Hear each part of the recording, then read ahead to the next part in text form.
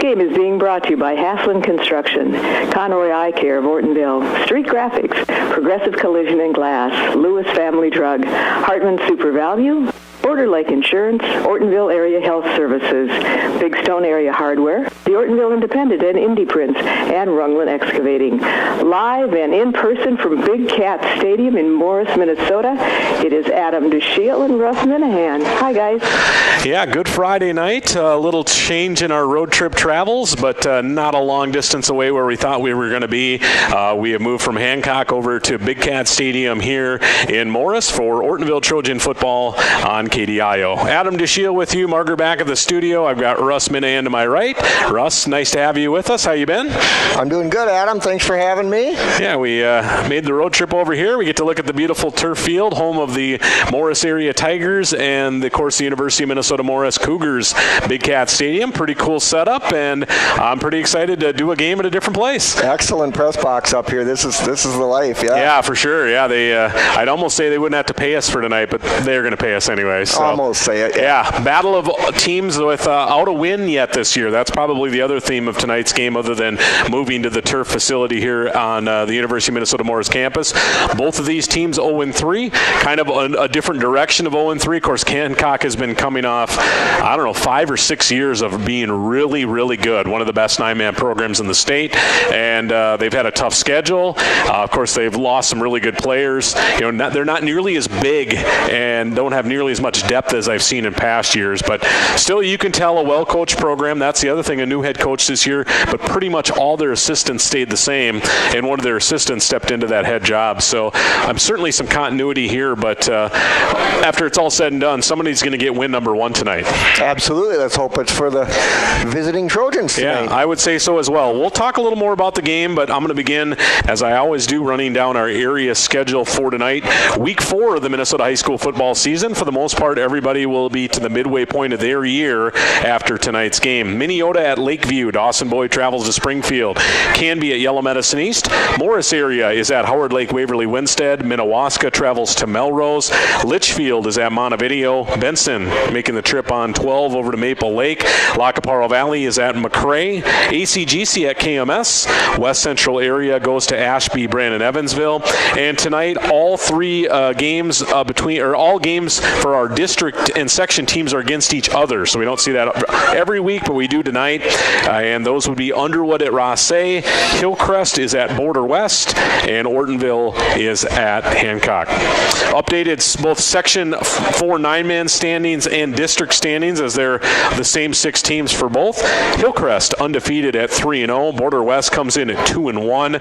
Rossay and Underwood both at 1-2. Hancock and Ortonville both 0-3 here on the young season. How we've gotten to this game, Russ, Ortonville 0-3, and they've taken their lumps, I would say, generally in all 3 games, to be honest. Warren Alvarado Oslo was their week 1 game, and they lost 32-0.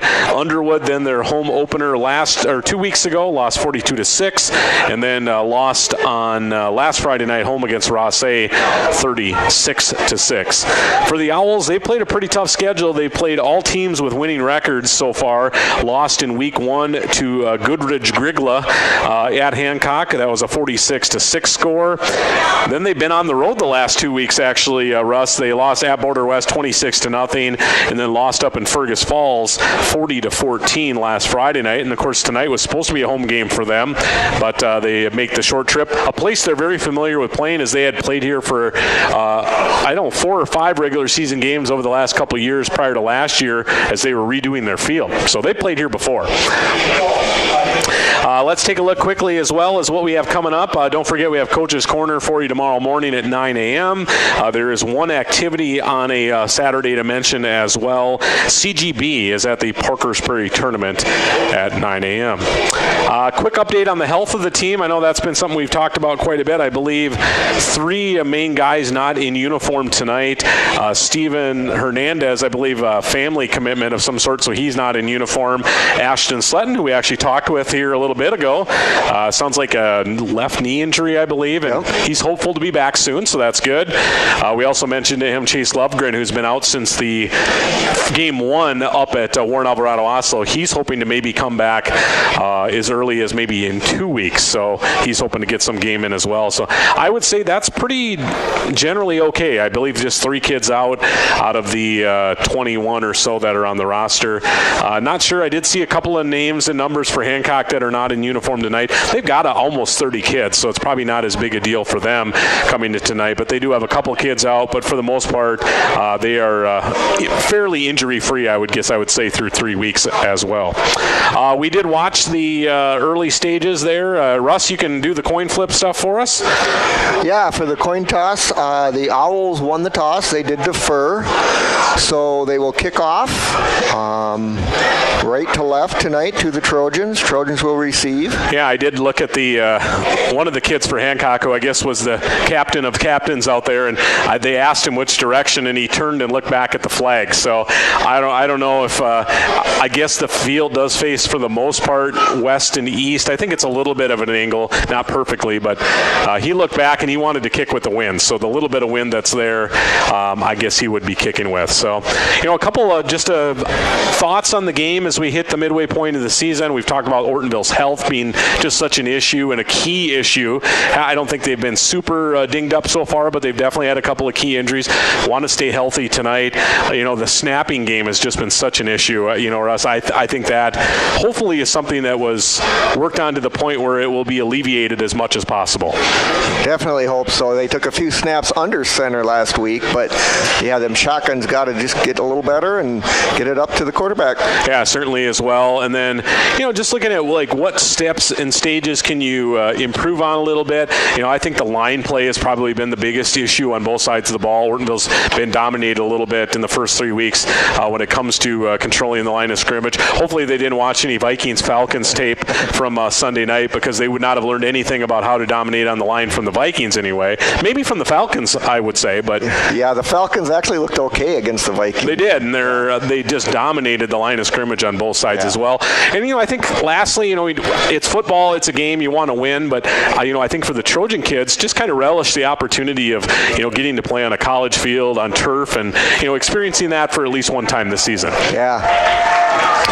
Looks like we're going to get to the national anthem here shortly. So, Margaret, we're going to take a break, a 3-minute timeout on KDIO. You are listening to Trojan Football with tonight's video stream brought to you by our fine friends at Ortonville Area Health Services. We'll take a 3-minute timeout. We'll come back with more pregame and your kickoff. You're listening to Trojan Football on KDIO. Haslam Construction in Ortonville, Minnesota is known for their quality work. Additions to the Valley Queen Cheese Factory and First Bank and Trust, St. Lawrence School, Millbank Elementary, Ortonville Area Health Services, and the Big Stone County Highway Department Garage, and so many other projects over the years. They are known for their quality work and professionalism on the job. That's what makes Haslam Construction the contractor you want for your building project. Go with the people you trust. Haslam Construction, Ortonville, Minnesota. Conroy Eye Care in Ortonville and Appleton has 20 years experience in the care and treatment of your eyes. Check with them for all your eye health needs. Glasses by Nike, Fitovers, Jimmy Choo, and Ray-Ban are just a few of the brands they feature. Dr. Chris always has the latest equipment for diagnosis and treatment for your eyes. Conroy's is a family eye clinic with care options for you and your family, and they offer emergency eye treatment after hours. Contact Conroy Eye Care at 320-839-2608. Here's where the good ideas come from. Street Graphics, Main Street, Millbank, working with local schools to provide ideas and solutions for fundraising. They can customize a design just for you. T-shirts, trophies, banners, buttons, contract printing, they do it all. They work in quantities from 1 to 5,000. Printing and promotions, they print on anything but paper. See them at streetgraphics.com. That's graphics with an EX. Main Street, Millbank, South Dakota, streetgraphics.com. Lewis Family Drug is your 1,000 one-stop location. In addition to quality prescription and non-prescription drugs with free delivery, Lewis has a huge selection of everyday basics and name brands and specialty items, always at affordable prices. They carry seasonal items, fabrics, crafts, and groceries. Shopping at your local Lewis Drug is more simple and more rewarding than ever. Download the Lewis mobile app to add on-the-go convenience to your errands. Lewis Family Drug. Everyday savings close to home. Hi, this is Steve with Progressive Collision and Glass. Everyone wants their car looking great. Let my experienced staff at Progressive Collision and Glass help you. Whether it's accident damage, a cracked windshield, hail damage, or you just like your car cleaned and detailed and looking its very best. Did you know that we will even pick up your car and bring it to the shop for the needed repairs and detailing? Here at Progressive Collision and Glass, we go the extra mile for you. So stop by Progressive Collision and Glass or just give us a call at 839-2255. We're located right on Main Street in Ortonville. I have 30 seconds to tell you about the specials this week at Hartman Super Value in Ortonville. But what I'd rather talk about is their Red Tag Inflation Busters. Oh my gosh, it's a revolution. 2,000 plus Red Tag Inflation Busters across the store. Produce to pantry, dairy to deli. No other store protects your budget on this many products. Get into Hartman Super Value in Ortonville and check it out. It's serious savings for hard-working families. Hartman Super Value open 7 days a week, and there's no food sales tax in Minnesota. It is coming up on 7 o'clock from 1350 AM, 94.5 FM, KDIO Ortonville, and streaming online at BigStoneRadio.com. And off we go to Morris and Adam and Russ. Welcome back. Just before kickoff here on a what's been a wet and rainy last few days. Cross our fingers, at least for now, Russ. No rain as of right now here right prior to kickoff. Yeah, beautiful night for football here. The flags aren't even hardly moving, no wind at all. Yeah, for sure. Let's run through our coaching staffs. Ortonville tonight in the road whites with white tops, black pants, black helmets, orange numbers and letters, a little bit of black trim as well. Head coach Matt Fellows. Assistants are Marty Brown, Trevor Keller, Jackson Athey, and Josh Lee. And for the Hancock Owls tonight, they're in their home maroons with that dark gold trim, white numbers and letters. They are first-year head coach Preston Roloff. He takes over for Chad Christensen in his first year, assisted by Corey Badel, Derek Foss, Matt Nesvig, Brandon Foss, Tim Nesvig, Adam Shaw, Brandon Kellenberger, Luke David Jose, and Andrew Miller. Hancock's got so many coaches, they could actually have their own 9-man team and have a guy on the bench, Russ, as a reserve. So I always joke with them a little bit. They have such a strong commitment to, a lot of those guys, they're not getting paid to help out with the team. They're just doing it because they love it. So that's a good sign of a good program, and they've definitely had one going now for a few years here.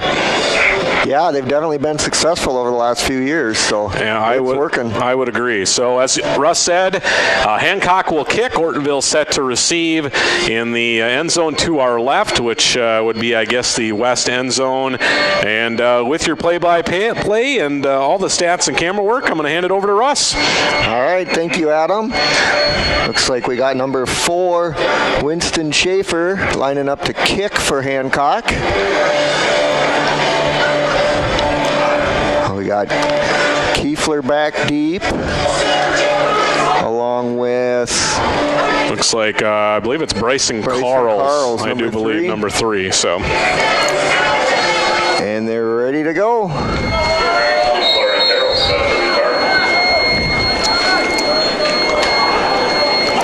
There's the kick. Nice deep kick there. Taken by Kiefler. Ran up about 12 yards. Looks like the 29-yard line where Ortonville will take over. Yeah, received it at the 16, got out to the 29, worked just his way up that near side hash mark. Of course, our eyes a little bit deceiving here. You have the big wide field, but they got the tape lines in, and 9-man, the field's not as wide. So looks like he had more room to the outside, but, the field's a little tighter, so not so much. Yeah, hopefully that's not too confusing for the players. Well, I think it might be a little bit different. I certainly think the Hancock kids will be able to adjust to that as they've been here before. Right. Looks like we got the single set back with Kirby Olson in the backfield. 2 receivers right, 1 to the left. Handoff is to Olson, hit in the backfield. Tackled by about 3 Owls. Looks like a loss of about 2 yards there. So Olson getting the first carry there. Olson, I think initially he was going to be a lineman, but with the injury to Chase Lovegren, he's had to, switch to role, and he's been playing more back here the last few weeks. So loss of 2 on first down. Single setback again, 2 receivers on each side. Pitch over to Olson, again hit in the backfield. Yeah, they break through that line and they get into the backfield before they even get rolling. Yeah, starting linebacker Gunnar Kerfman in on that stop. He'll lose about 3 on the play. We'll call it a loss of 2 again. It'll bring up a third down and 14, almost 15 yards. Starting defense tonight for the Owls, they'll go with Austin Gotcha Olson, Connor Duncan, and Cole Evink up on the lines. Their linebackers are Winston Schaefer, Nathan Kellenberger, and Gunnar Kerfman. Cornerbacks are Jarrett Payne, and safety is Jet Ness. They also have DB Bo Haugen out on the field here on a 3rd and 14. Kiefler looking to pass, pulls it down to run. Got a few yards on it and forced out of bounds. Yeah, not much doing there for Kiefler. Tucked it down pretty easy, ended up running, and I guess he will get a gain of 7. So some yards back, but not nearly enough for a first down on 3rd and 15. Trojans will line up in punt formation. 4th down and 8, 10 minutes to go on the Lewis Family Drug scoreboard. Nice high punt. Hits the ground and takes a good Trojan bounce. For some reason, Hughes picked it up and touched it. I think it would have kept rolling. Yeah, down by Griffin Hughes. I believe it's Avery Hughes. Avery Hughes? Yep. Yeah, that one probably, I think, had another 5 to 10 yards of roll in it, but I think he didn't want to see the Hancock receiver pick the ball up and maybe try in a return. So sure. Maybe the reasoning there. All right, Owls take over 1st and 10. 23-yard line. Luthi, the quarterback, in that short shotgun. And we got a whistle. Flag before they even get started. Illegal motion on the Owls. So this drive will start now at their own 17-yard line. Back them up 5. Just underway scoreless. Glad to have our video audience. Seeing a little bump, I think, with no video stream tonight for the Hancock faithful from their home field. I know we passed along our link, so it looks like we're seeing a few folks. If you're an Owl fan, we're certainly glad to have you along here on KDIO. Single set back for the Owls. Pitch over. Nice run for Schaefer. Number 4, Schaefer's getting about 7 yards on the play there. We'll get all the penalty yardage back out to the 30, so it's actually going to be a gain of about 13 on that one. Got to remember there was the penalty on that. So yeah, there was a 5-yard penalty. You got the 5-yard penalty yardage back, and then some more as well.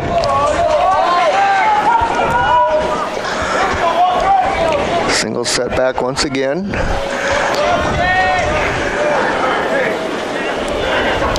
Takes a snap, handoff up the middle to Schaefer. He's got a hole, and he is gonna go 30-yard line, 20-yard line, 10-yard line into the end zone for the Owls. Broke through that initial surge, and then it was a big-time hole there. About how long on the run? Was it almost a 70-yarder? Yeah, 71-yarder there. Call it a 71-yard TD. Schaefer's got a nice average going, 13 and a 71 it looks like. Yeah. How about that? Yeah, them are good stats. I would say so. They will line up for the 2-point conversion here. Single setback is Schaefer again. And they'll hand it off to him up the middle. Untouched till he got to the goal line, so the 2-point conversion is good. So we'll send it back to the studio for a 30-second timeout. Border Lake Insurance in Millbank and Ortonville is your locally owned independent insurance agency. As an independent insurance agency, Terry Holquist and staff at Border Lake Insurance have access to multiple companies that offer home, farm, auto, commercial, life, and health products. Border Lake Insurance has 2 convenient locations. Stop by or call their Main Street office in Millbank, 605-432-5884. Or in Ortonville, call 320-839-6145. Located in the Bank Building. Border Lake Insurance. Insurance agents you can count on. It is 9 minutes after 7 o'clock as we head back to Big Cat Stadium and Adam and Russ. All right, welcome back. Hancock lining up for the kickoff. After their 2-play scoring drive.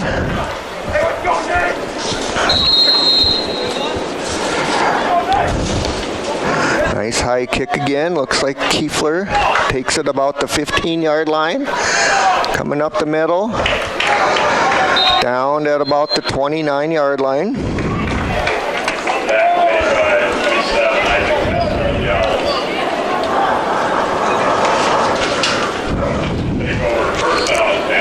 So not the start you'd like to see as Ortonville goes 3 and out, and Hancock goes a couple plays, and they are already on the board, leading 8-0. Let's see if Ortonville can get something going. Tried to get to the run early, and it just was not working on that opening drive. Ball spotted right about the 30-yard line there. Under center. Fake handoff and a rollout. Oh, and there's a fumble, incomplete pass. He did not get control of it. Pass was intended for Cochran, I believe, and was popped right on the catch. Yeah. Almost intercepted as well. Yep. Ball popped up in the air. And after it's all said and done, it just ends up being a incompletion. First incompletion of the night for Kiefler. 9:23 to play, first quarter. 8-0 Owls. Single set back, 2 wide receivers left, 1 right. Shotgun formation, handoff. Up the middle once again goes Olson. Looks like he got about 2 yards gain on that. Forward for a couple, and we'll bring up a third, and we'll call it 7 or 8. Trojans tonight led by quarterback sophomore Jacoby Kiefler. Kirby Olson is the running back. We got Cochran at a wide receiver position. Avery Hughes has been bringing in plays as well. The tight end is Peyton Bauer. Haugen is starting at a end as well. And we'll get to that line maybe after this third down play. Drop back to pass, airs it out over the head of Haugen that time. Ball lands incomplete. Out of bounds. Looked like maybe a double move, but he kind of got bumped at the break and never got back out of that move and tried to go down the field. So good defense there by the Owls, and that'll set up a 4th down. 4th down and 8. Haugen, I think, was maybe hoping for a bit of a penalty call there, but he did not get it. Nice snap there. Nice high punt. This one will be fielded by the Owls. He got that about the 40-yard line, about a 20-yard return. Yeah, pretty good return there. Trojans 3 and out again as the Owls will take over here, middle of our first quarter. Owls with the ball and the lead, 8-0 on the Lewis Family Drug scoreboard. Second straight punt for Ortonville, and this time plus territory for the Owls to start this drive, 1st and 10.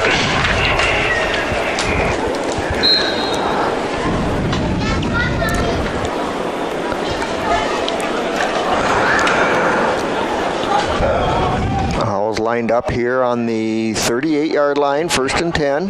Ortonville 38 as well, so good. Yeah, Ortonville 38. Good starting field position here.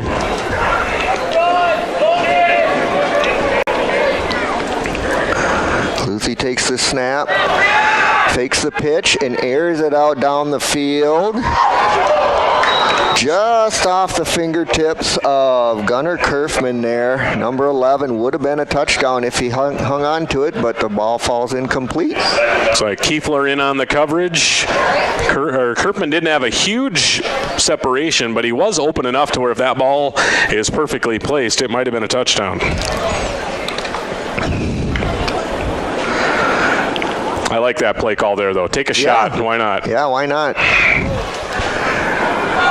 Luthien shotgun formation. Takes a snap. Handoff once again up the middle. Breaking tackle, Schaefer. Again, yeah. Tough to bring down. Down to the 25-yard line. 13 yards for Schaefer. His average is sitting pretty good. 13. Yes, it is. I got 13, 71, and 13. Is that what you got? That's what I got. That's pretty good. Yep. Just shy already of 100 yards rushing, and we are only 4 minutes into this game.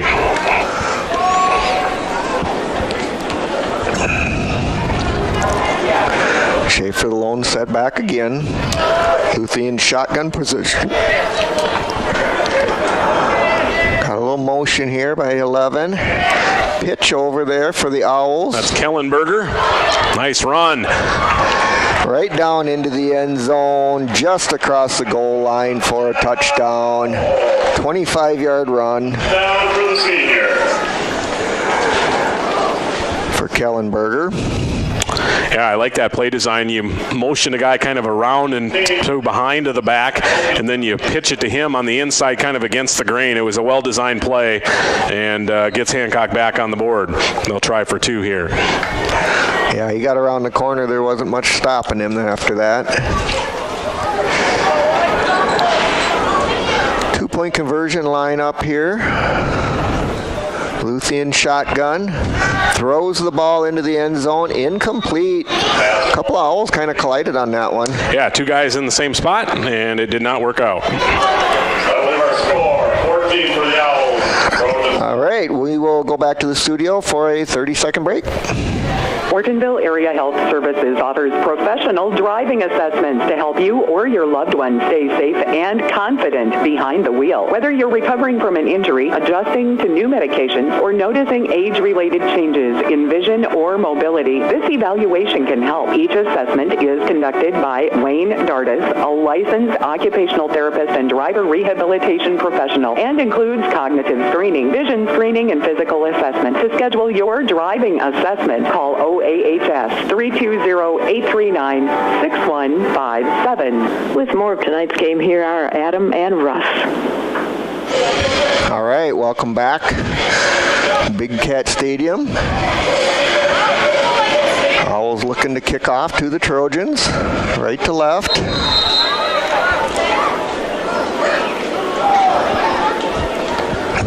Nice high kick once again to Jacoby Kiefler. Takes it about the 20-yard line. Got about a 7-yard gain out to about the 27-yard line.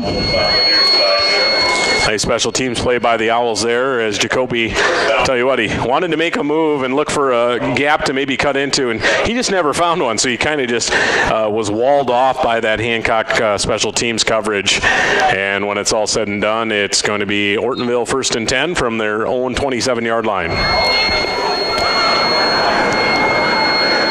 Kiefler in the shotgun formation.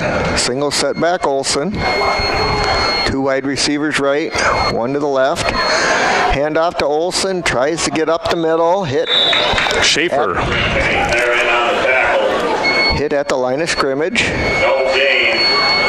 Coach Fellows talking with somebody on the field about, I guess, something just small it looked like how he turned his shoulder or something like that, and we're still working through those things as well.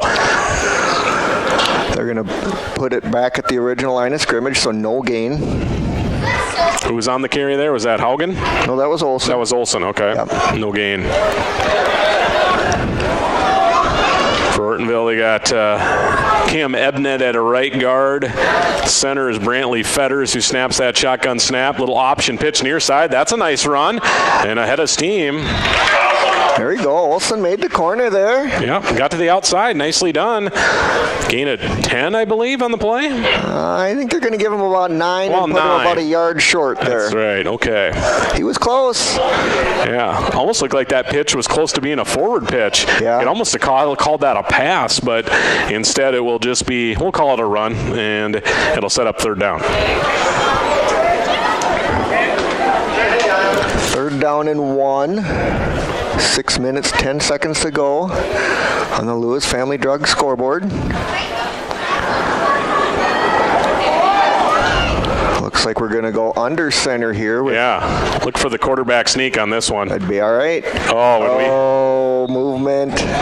Everybody went except the quarterback, I think. Yeah. and the center. Yep. That's too bad. You set yourself up in a very manageable, get your first down of the night, 3rd and 1. And honestly, that play was going to work.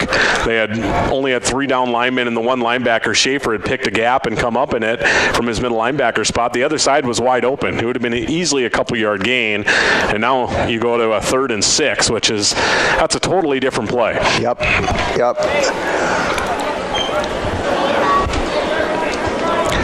Still under center. Might run it again. Nope. Fake a handoff. Going to throw down the field. Oh, nice catch. catch. Nice catch in traffic. Hughes. Caught by Hughes. Right between 2 defenders. Across midfield to the 49-yard line. So we're going to give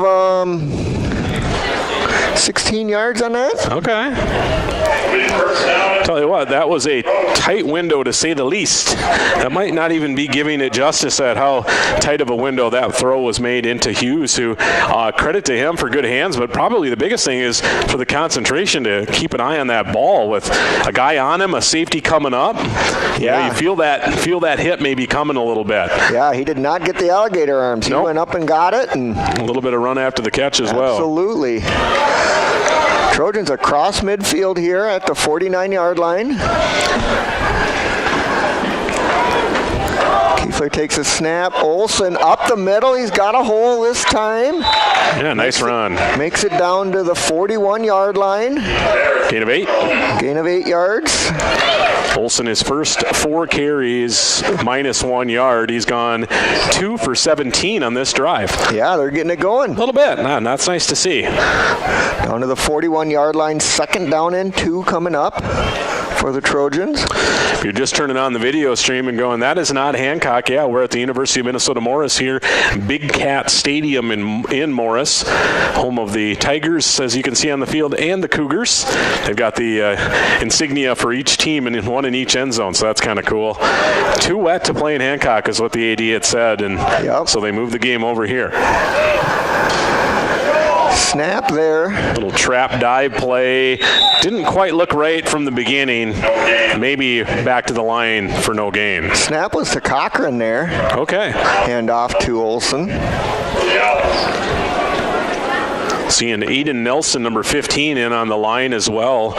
Not sure if he's played the first few weeks or very limited as well. Kiefler back on the field now. Did he have to sit out one play for some reason, maybe? I'm not sure. You know, in warm-ups, they were Cochran was taking some snaps. He is the backup quarterback. Yeah, so they could mix it in a little bit here. Might have a little bit of a set that is just for him. Sure. Kiefler takes the snap, keeps it, tries to get up the middle. Lost about a yard. Took a big hit, too. You know, after the fact, you probably go, I should have pitched it. It looked like there's a little more room on the outside there. Coming to our near side here in the press box. Trojans working left to right on your radio dial here at Big Cat. 3:10 to play first quarter. Owls 14, Trojans nothing.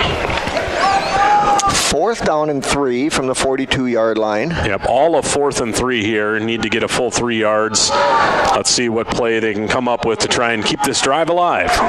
Olsen in the backfield. Pressure comes. Hand off to Olsen. He is hitting the backfield. Makes about 1 yard, but he's going to come up short.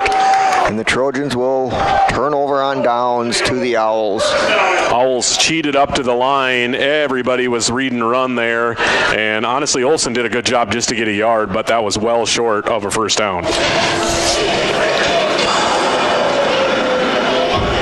So with 2:44 to play in the first, we'll switch sides. Owls back with the ball. Their big strike offense here early with a couple big touchdowns. They'll start from their own 41-yard line. Single setback once again is Schaefer. Luthien at quarterback. Like running shotgun. That pistol shotgun with just the lone back right behind Luthi. And they'll look to throw the ball. Catch there made by 84. That's Evink crossing midfield and a few more. Yeah, I got about 13 yards on that. Yeah. First catch for Evink. Want to say first completion for Luthi as well. Took that deep shot down the field on one drive, but I think that was his only his second attempt of the night. First and 10, 46-yard line for the Owls. Nice crowd here tonight. Can't get a total view of everybody, but a lot of people here. Shotgun snap, handoff to Schaefer. Around the right side. Oh, man, what a stiff arm. He just took Haugen to the ground and ran for more after that. Yeah. 18 on the run for Schaefer. 18 yards and a first down. And he's over 100 yards rushing already here in quarter number one. Down to the 28-yard line. First and 10 for the Owls. Owls 2 for 2 on their first possession, 2 possessions, scoring the football, looking to make it 3 out of 3. Driving here late first quarter.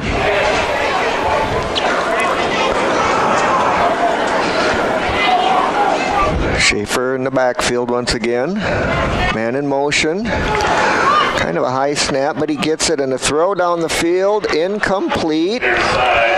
Intended there for Kerfman. Little combo route. One guy goes inside, one goes outside. They went to Kerfman, the outside man, and could not hold on to that football. Looked like it was delivered pretty accurately, but kind of hit as he got the ball into his hands, and he never held on.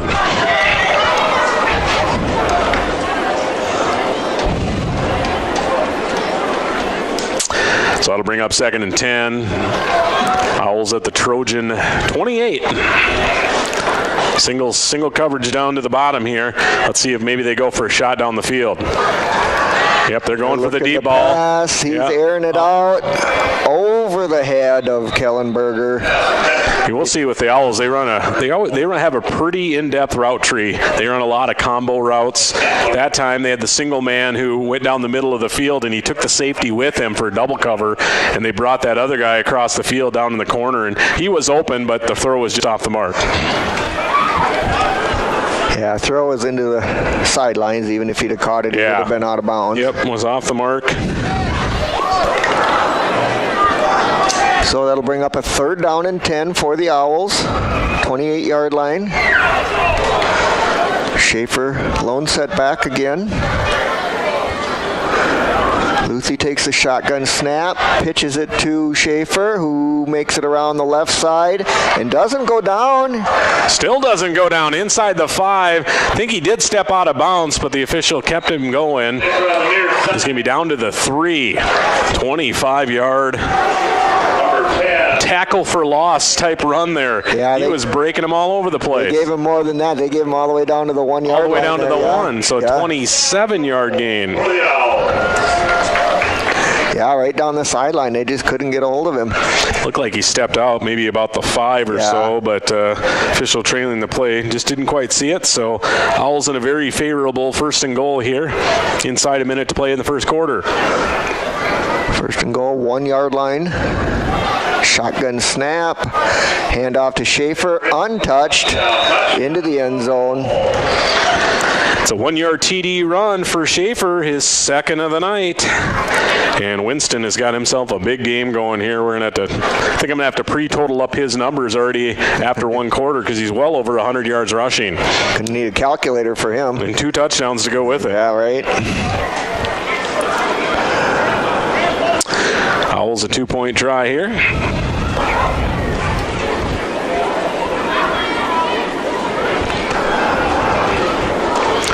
taking a lot of time in the huddle, but still another nice thing here at Big Cat is we have play clock, so always kind of know what's going on. Still breaking huddle now, 15 seconds on the play clock. Single setback is Schaefer again. Looking to pass. He has Evink open. Wide open is Evink. And the two-pointer is good. Owls take the lead 22-0. We'll send it back to the studio for a 30-second break. Big Stone Area Hardware in downtown Ortonville is having their annual fall mattress sale with savings up to 30% off on all in-stock Englander and Spring Air mattresses. They have a great selection of mattresses in all sizes from twin to king. Choose from 13 different styles, including adjustable beds, cooling tops, hybrids, memory foam, flippable mattresses, and more. Be sure to check out their closeout mattresses with even bigger discounts. Big Stone Area Hardware is locally owned, and they offer great local service with delivery, warranty claims, and great pricing during their fall mattress sale. Big Stone Area Hardware, downtown Ortonville. It is coming up on 29 minutes past 7 o'clock as we head back to Morris and Adam and Russ. All right, welcome back. Big Cat Stadium in Morris. 39 seconds to go on the clock, first quarter.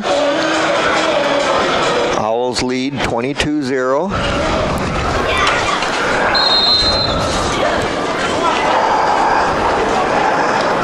Nice high kick again. Fielded about the 20-yard line. That was Carl's on the return. 14-yard return. Just shy of the 35. Ortonville will take over and maybe get a play or two before we head to the end of quarter number one. Well, last drive had some positives. Let's see if the Trojans can build upon that. They were able to get a first down, move the ball into Hancock territory for the first time. But let's see if they can sustain that momentum a little bit here on their following drive. And the cheeseburgers didn't travel. Lined up two wide receivers right, one left. Single setback is Olson once again. Kiefler takes the shotgun, hands it off to Olson. Hit in the backfield. Kerfman, the first man there, was a little bit of a, looked like that RPO read type play, and it was just too slow to develop. Kerfman and I believe one other Owl into the backfield pretty easily. Loss of 4 on the play. Owls they're putting their heads forward a little bit, and I believe that'll be the final play of quarter number 1. All right. That'll do it for the first quarter. We'll send it back to the studio for a 1-minute break.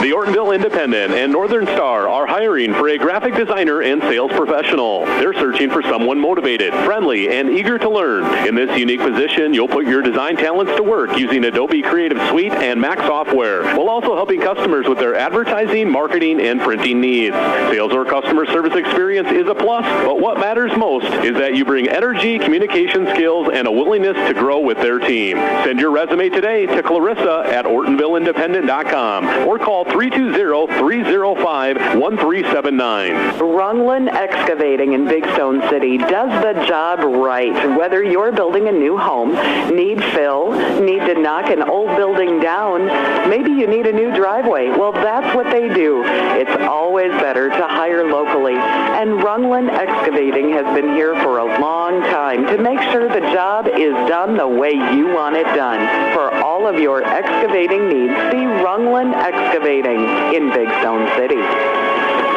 It is 64 degrees outside and some light rain falling here in Ortonville. Hopefully it's dry over in Morris, and we will find out from Adam and Russ. Yeah, so far we saw some rain showers on the way over, a little bit of some sprinkles during the pregame, but since game time, Russ, we're dry. We're dry. The flags are not even hardly moving at all. It's a beautiful night. Yeah, actually it's turned out to be pretty comfortable. Not to say that there maybe couldn't potentially be rain in our future, but I don't know. Skies actually look a lot more ominous to the northwest than the southeast, and that's kind of where the rain's been coming from here over the last week or so. All right, so we had to quarter 2, Owls 22, Trojans nothing. Ortonville with a second down and 14 with their play here to start quarter number 2. So glad to have you along here on KDIO, 1350 AM, 94.5 FM. Of course, we're audio and video streaming at bigstoneradio.com and at KDIO Radio on YouTube as well. All right, in the gun, Kiefler on 2nd and 14. Haugen motions into the backfield. Inside pitch to him as he makes a nice move, gets upfield, getting a push now as he crosses the original line of scrimmage, and eventually the play is blown dead as a tackle is made by a slew of Owls. Looks like among others, number 40, Emmett Charles. I'll give him the credit for the stop there. Gain of 6 for Haugen on his first carry of the night. He didn't want to go down. They had him wrapped up, but he just kept driving forward. Yeah, I wouldn't say by design that play really got him anything. It was just pretty much an effort play for Josh on that run to set up at least a semi-manageable 3rd and 8 here. As the Owls substitute in late, they bring in Austin Gotcha Olson for an additional lineman, or at least a switch out in lineman. They'll go 3 down linemen, 3 linebackers, and 3 DBs. Quick snap, rolling to his left, near side. Kiefler sets his feet, throw underneath into traffic, and a couple different guys intended, possibly Peyton Bauer, probably the closest on a pass that falls incomplete. Yeah, unfortunately, nobody there to get the ball. We're going to go to a 4th down. Yeah, 4th and 7, football at your own 35, 36, probably, or 34 rather. Certainly going to, I think, be a punting situation here for Ortonville. Yeah, they got to get the ball in the right spot here. Okay. They placed it back at the original line of scrimmage. They've moved it about 3 or 4 times. Yeah. Back deep to receive Nathan Kellenberger, rather, the senior. And Kiefler will punt it away for the Trojans on 4th and 7. Good snap, no rush. And he shanks it off the side of his foot. That just gets past the 40 and out of bounds to the near side. That's going to be about a 6-yard punt there, Russ. Yeah, that's unfortunate. Owls will take over in Trojan territory at the 42-yard line. Tells you, in football you hear this a lot. If everybody doesn't do their job, a play doesn't work. And that time the coverage was good, the snap was good, but the punt was not. The punt was not. Yeah, and that's all you need to know. Owls for the their second out of 4 time tonight will start, because that's a pretty favorable spot as well. They're going to spot it at the Ortonville. Well, they're trying to decide where to spot it here. Looks like the Ortonville 42. Pretty much straight down the line from us here, up in the press box at Big Cat Stadium in Morris. 10:55 to play in the second. And here's a quick pass to the flat, far side. Jet Noost. First look to get him the ball, but it's incomplete. So one thing you'll see with the Owls is, especially throwing the ball, they'll try and spread the love a little bit. They've got 3 or 4 receivers that are all very capable pass catchers.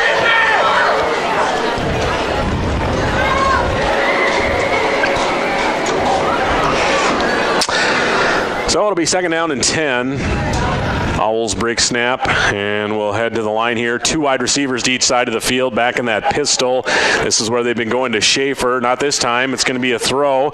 Luthi looks left, now rolls to his right and looking to run, and he nearly went out of bounds, but now he's going to go to the other side of the field. He's got a man wide open down near the 15. Catch is made. It's into the end zone for Kerfman. It's an easy touchdown on a tough play made by the quarterback, Brady Luthi. Wow, that's a razzle-dazzle. It was Ortonville just couldn't finish the play defensively. Yeah, a little bit of a blown coverage there, but it's tough to cover him that long. I would totally agree. And man, Kerfman, he could have done a couple dance moves, maybe made a Pop-Tart. He was wide open. Not a guy within 20 yards of him when he caught the ball. Going for 2 now. Here goes Hancock. 2-point try. Luthi in the pistol, looking to throw. Has all day. Looks to his right. Now he is blown up and slammed down hard. As Peyton Bauer will say the 2-point conversion is no good on the sack. And Ortonville ends that drive, at least on a positive note. But still, they trail the Hancock Owls 28-0 on the Lewis Family Drugs scoreboard. 10:35 to play in the first half. We'll be back in 30 seconds. Haslam Construction in Ortonville, Minnesota is known for their quality work. Additions to the Valley Queen Cheese Factory and First Bank and Trust, St. Lawrence School, Millbank Elementary, Ortonville Area Health Services, and the Big Stone County Highway Department garage, and so many other projects over the years. They are known for their quality work and professionalism on the job. That's what makes Haslett Construction the contractor you want for your building project. Go with the people you trust. Haslett Construction, Ortonville, Minnesota. 23 minutes before 8 o'clock as we head back to Morris and Adam and Russ. All right, thank you, Margaret. Wow, what a nice play there by the senior QB, Brady Luthi. Talk about keeping a play alive. And then having the wherewithal to find his man downfield as well. A lot of times on those broken plays, you don't see the field as well. Yeah, he found the guy who was wide open, very easy pass to make. So yeah, once you found him, there was no going back. Here's the kick to the 15, Kiefler, up the 20, 25, hesitates near the 30, and is eventually going to be spun down. Special teams tackle by Will Haugen, a freshman, getting a tackle on special teams. Trojans, now what they need to do, they've shown a couple positive plays here, but they just not shown them in a big succession. If they're going to get something going, they got to do so on multiple different plays. The Trojans are probably not going to be a real big strike, big play offense. They're going to have to earn first downs and march their way down the field. They've done it a couple of times. Let's see if they can do it in succession here. From their own 27, Kiefler with Kirby Olson to his right. Bad snap. Tried to pitch it. Now you got to just watch out. Owls flying in there, and they'll blow the play dead. It'll be a big loss. Yeah, big loss on the play there. Nowhere to go for him. Honestly, probably the first real semi-bad snap tonight. It wasn't that bad, but it just threw the whole play off. Loss of 6. With 10 minutes to play in the second quarter, that'll bring up a 2nd down and 16. In case you're just joining us, because of all the wet conditions, Hancock decided to move their home game here to Big Cat Stadium in Morris. Beautiful facility. Get kind of spoiled if we did this every week. That'd be all right. Nice press box, plenty of space on the counter. You can smell popcorn underneath us, which that might not be so good. As Ortonville goes deep downfield, I tell you what, Kellenberger might have picked that off, but he saw a receiver just barreling down the field. He short-armed it a little bit, falls incomplete. We got a body down as well. I think that might have been Cochran. Yeah, big collision there on Cochran. Kind of holding his midsection like he might have got the wind knocked out of him as he heads out. Yeah, hopefully that's all it is. Incomplete pass will bring up a 3rd and 16. Yeah, not many plays in the playbook for 3rd and 16. No, Trojans do. They do have a 16-yard completion to Hughes earlier in the game, which is their longest offensive play of the night. But that would be the one play. Maybe they go back to that play. It was kind of a deep slant or in route, I guess is what you'd call it.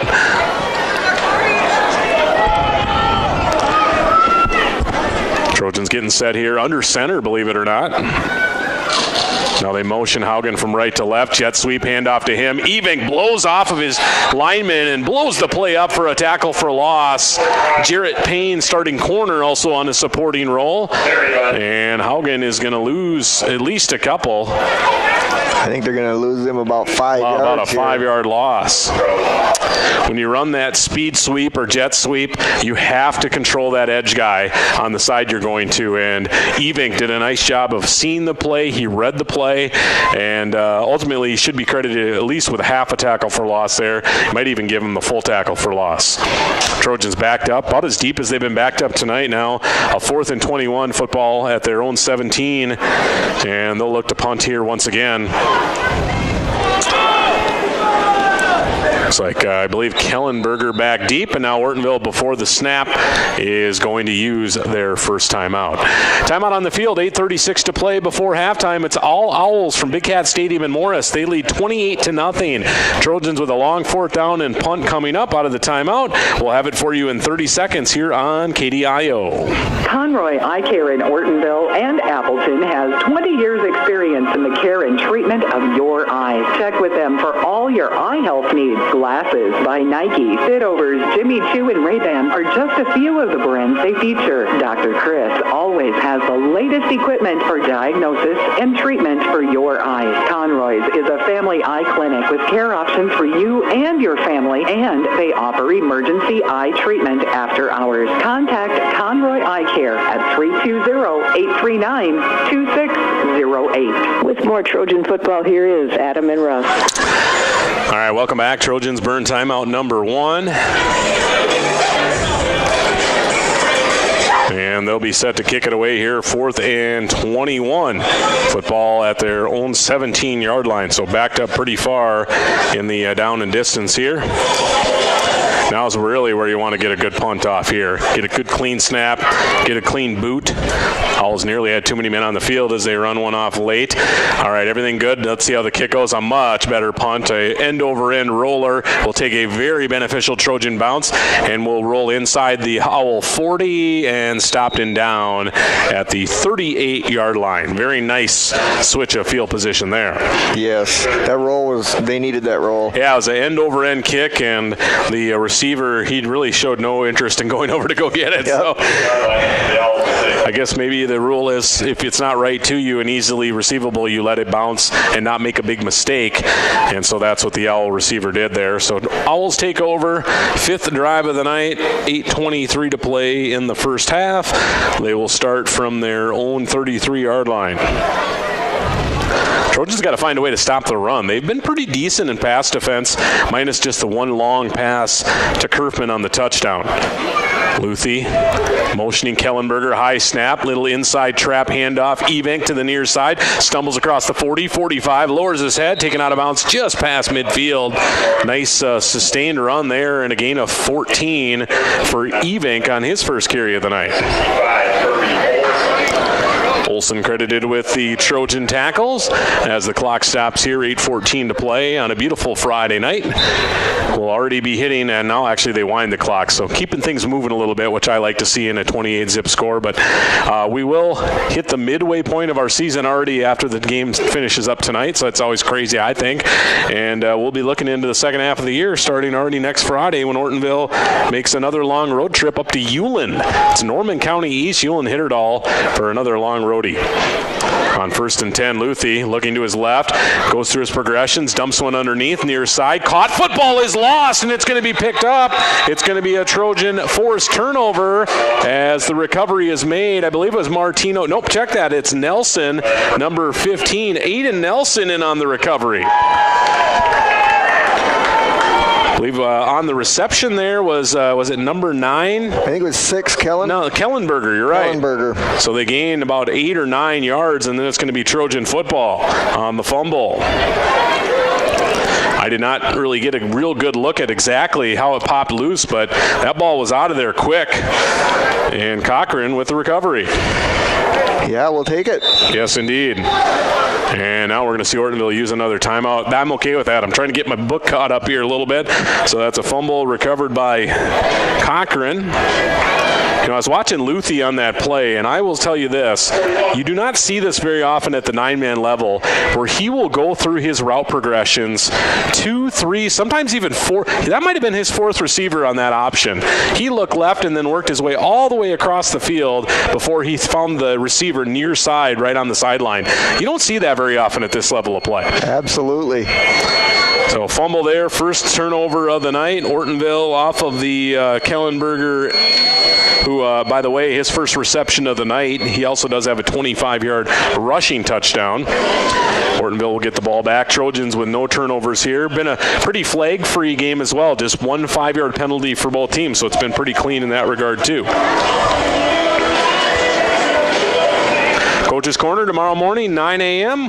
We'll for sure talk Trojan football and Trojan cross country, hoping to get a volleyball update as well. Trojans coming off a very busy week. I believe they had a win and then a sweep and then a 5-set loss, I believe, is I think how it went. I had it written down because it was a very active week for the Trojan volleyballers. Ortonville from their own 40. Kiefler throwing underneath. Hook and ladder. The pitch comes out, and I think Ortonville's going to turn it right back over. Cochran with the catch. He's very slow to get up. Ortonville tried to go trick play. I'm not sure even in a perfect world that would have worked. No, he should have just went down with it. Yep. There was a defender right there. So we're going to say a fumble, and that is recovered by Hancock. I did not catch the number there, but wow, no turnovers through a quarter and a half basically, and now back-to-back plays, teams exchanging. And that's the unfortunate thing there. That's one of those where the play call is fine, but sometimes I think the person has to know you don't always have to pitch it. Right. You know, you pitch it if it's there. Right. And I think Martino was pitching it no matter what. There could have been 12 Owls over there, and we're playing 9-man football. Dump down near side. Nice open field tackle. It was a good cutback on the catch by Noost. Carl's in on the tackle. Gain of 8. First catch for Noost.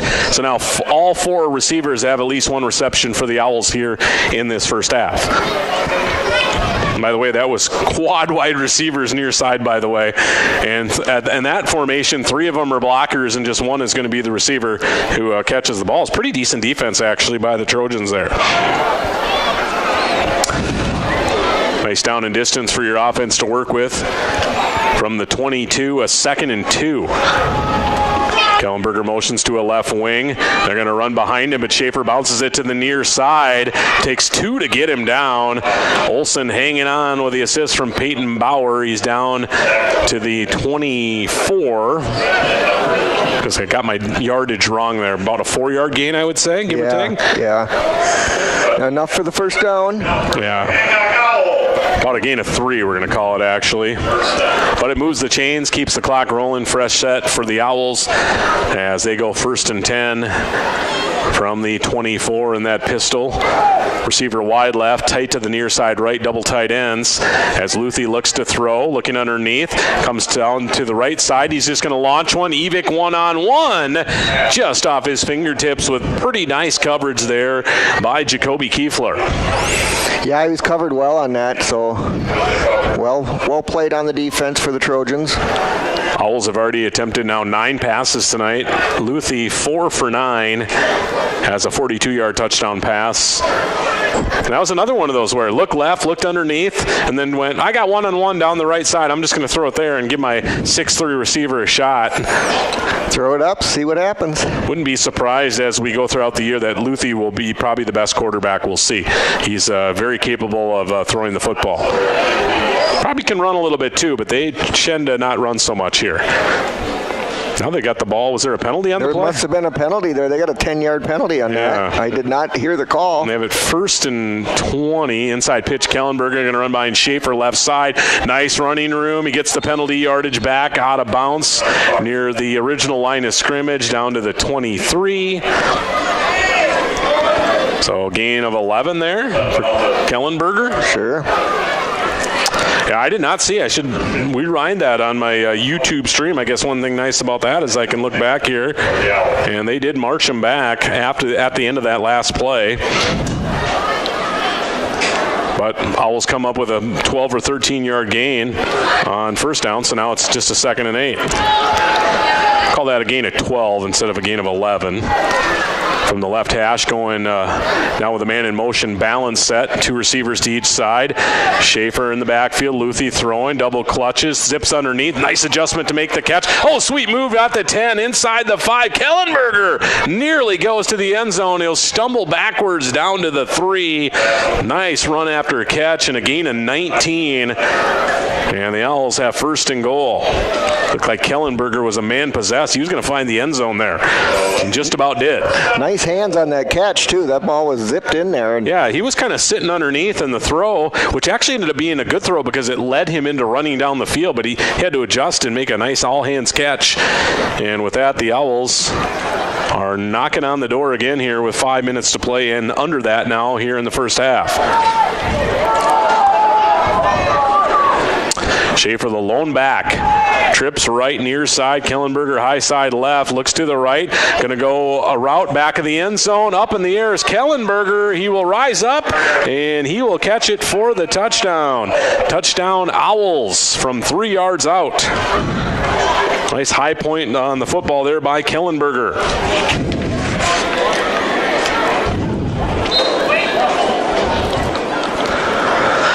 Yeah, he was pretty well covered there, but just got up over the top of the defender. A little inside back to the fade to the corner route, and it was one-on-one. Yeah. And the athletic play was Kellenberger kind of going up over the defender there. So the Owls added their lead, 34 Rock, and a chance to go for 2 once again. Man in motion, going to throw to that motion man, off his hands in the near side flat, and it's incomplete. And the 2-point conversion is no good. Owls back on the scoreboard, 4:35 to play here in the second quarter, and they lead 34-0 on the Lewis Family Drug scoreboard. We'll bring you back to Big Cat Stadium in Morris in 30 seconds. Here's where the good ideas come from. Street Graphics, Main Street, Millbank, working with local schools to provide ideas and solutions for fundraising. They can customize a design just for you. T-shirts, trophies, banners, buttons, contract printing, they do it all. They work in quantities from 1 to 5,000. Printing and promotions, they print on anything but paper. See them at streetgraphics.com. That's graphics with an EX. Main Street, Millbank, South Dakota, streetgraphics.com. 7 minutes before 8 o'clock as we head back to Morris and Big Cat Stadium with Adam and Russ. Well, all Owls in this one. They led 22-0 after 1. They've added a pair of scores here in the second quarter and now lead 34-0. Owls just incidentally will get the ball first to start the second half. So they got a chance to maybe get the ball back one more time. They will get the ball first to start our second half. Ensuing kick off that Owl touchdown. And it's going to be high into the air, up on the move at the 24 is Kiefler. Plots his way forward, then accelerates, breaks a tackle, dragging one as well. Past the 35, shy of the 40 is where Ortonville will take over 1st and 10. Yeah, nice little run back there right up the middle. He likes to be patient, but I think at some point you just got to attack and work your way forward. And that time he must have seen just enough to where he decided to do so. And Ortonville's going to start out with, I believe, their second best field position of the night. Their last drive started at their own 40 off the fumble, but they only had the ball for one play. This time their own 39 with 4:23 to play in the second quarter here before halftime. Haugen motioning. They'll go inside give. Olsen breaks the initial tackler, bounces off a couple others. Owls trying to rip out that football as Olsen will be across the 40 to the 42. We'll give him a gain of 3 on 1st down. Yeah, they were trying to pull that one out and get the ball back. Almost looks like the initial guy that hit him was maybe trying to go for the football a little bit as well, but instead, I was talking about the Vikings game. There is nothing wrong with getting 3 yards on 1st down. Right. It doesn't seem like it's a flashy play or a big play, but it's so much better than 2nd and 10. It's a heck of a lot better if you take a sack or a negative play as well. Your playbook still is pretty wide open, and if you can get 3 or 4 yards here, you set up a 3rd and short, which is also very manageable. To receivers high side right now. The motion man is Haugen from the slot. They're going to run behind him as the gives to Olsen. Spins through initial tackler. Kind of half spun, and then the defenders were able to close out for just a short gain of a yard. Kellenberger and looks like Newston on that stop. A gain of 1 for Kirby Olsen. Well, maybe now I'll just say no gain, actually. Might have been about a 2.5 yard gain on 1st down and a half a yard on 2nd down, but in the end we gave him a gain of 3 and then no gain. And it'll be a 3rd down and 7, clock rolling inside of 3 minutes to play in our 1st half.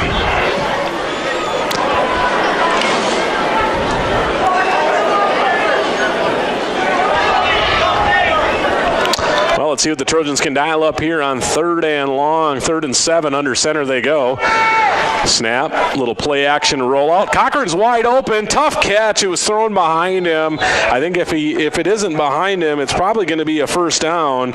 Instead, it's just going to be a short gain. Nice job by the outside corner. He actually pushed right through the wide receiver who should have been blocking him and then made the tackle. I don't know, maybe a gain of 3 is all? Yeah, they gave him 3. Going to be 4th down and 4 at the 45. Cochran's 2nd catch of the night. 2 catches for 5 yards.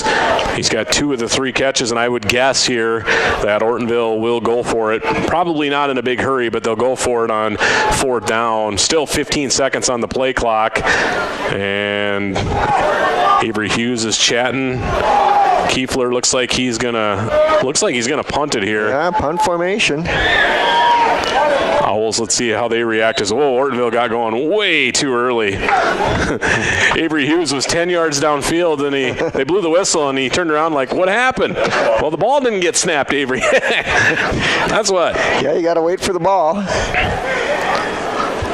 Trojans certainly, if they're not going for it, they wanted to wind down every second of clock there, and they did. But it will be a false start. Just Ortonville's second penalty of the night. Or do you have them for 3 now? Maybe I'm missing one. I got them for 3. Yeah, you might be right. 3 penalties, 15 yards total. That's not too bad. All 3 of them, I believe, were motion. Hancock's got 2 for 15 on their side. So we'll try this punting gig again. No pressure by the Owls. Line drive. Kellenberger's just going to let it bounce. It takes a high bounce. Now backs up a yard or 2, and then Hughes is able to get to it and down it inside the 30-yard line. So not too bad on the switch of field position. Let's see how aggressive the Owls come out. 1:24 to play in the first half. Note they do get the ball to start the second half, and they've got a 34-0 lead as well. A little bit of a breeze hitting those smaller flags in the south, well, I don't know if I call that southeast or just east. We'll call it the east corner of the end zone over there. Drive going to start from the Owl 29-yard line, their own 29. Luthie's got 2 receivers on each side, and they're stacked, one right behind the other. Trojans bring a man on late, hand him off, side arm throw underneath, caught. Kellenberger turns it upfield, gets a first down across the 40, and is out at the 43. That's a gain of 14. Like that arm angle there. That was something a little different. Kellenberger now 4 grabs. He's got 9, 19, 3, and 14. So he's been rolling up the stats here a little bit in this first half. And if the Owls are going to want to move it down the field, they do have all 3 timeouts. And they went out of bounds to stop the clock. Luthie to throw on first down. Sets in the pocket. Zips a pass left side. Kerfman gets around Hughes. He's got a first down. Spinning his way across the 40. Down near the 37. That's a gain of 23 yards. Nice run after catch by Kerfman. All he does in this game is big plays. A 42-yard touchdown. And now a 23-yard catch and run there.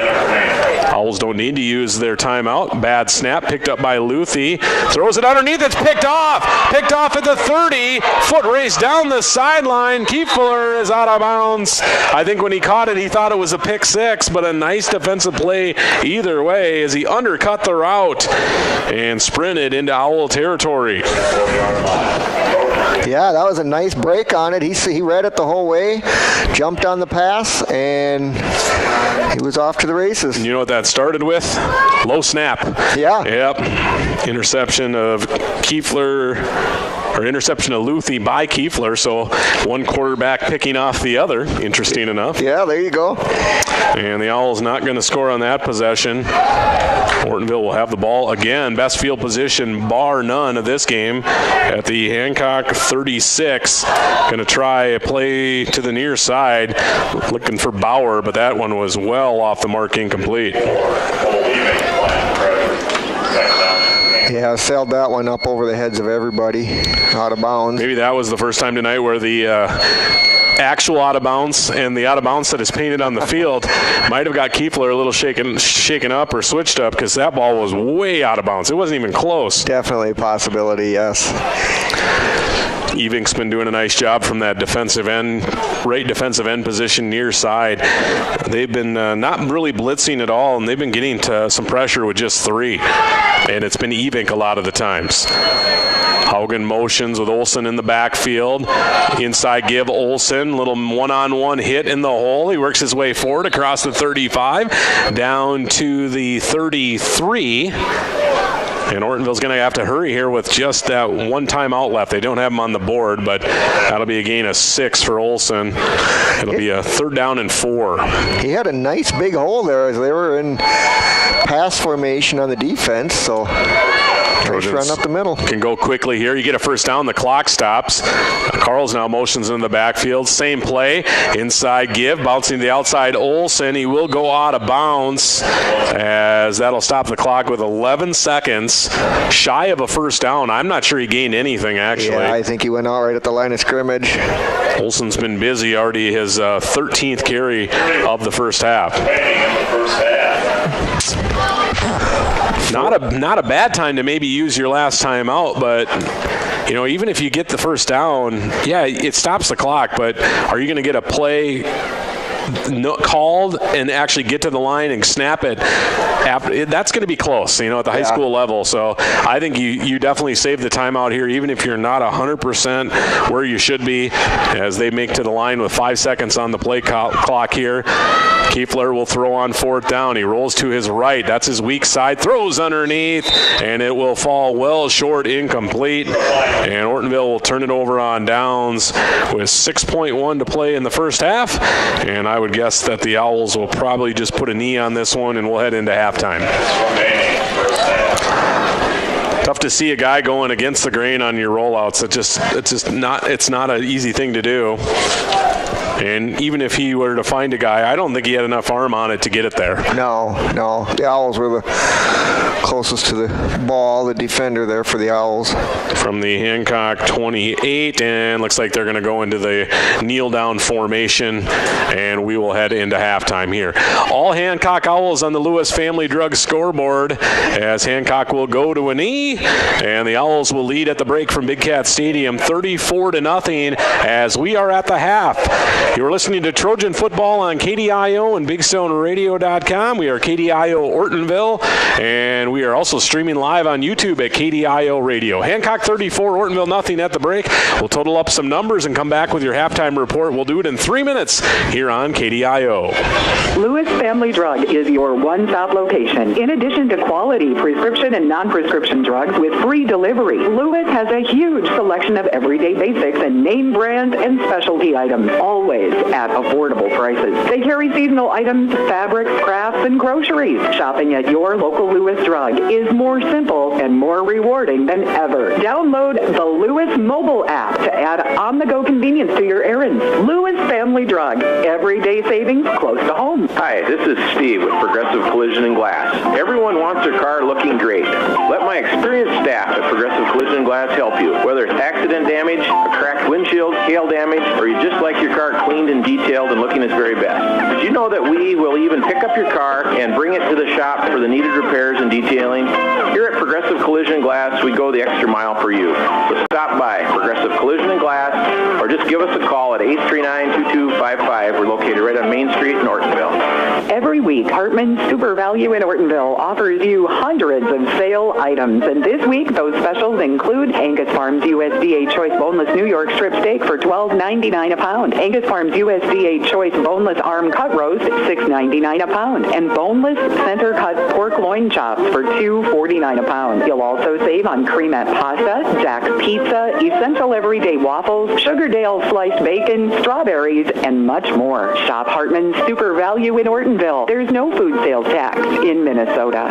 Border Lake Insurance in Millbank and Ortonville is your locally owned independent insurance agency. As an independent insurance agency, Terry Holquist and staff at Border Lake Insurance have access to multiple companies that offer home, farm, auto, commercial, life, and health products. Border Lake Insurance has 2 convenient locations.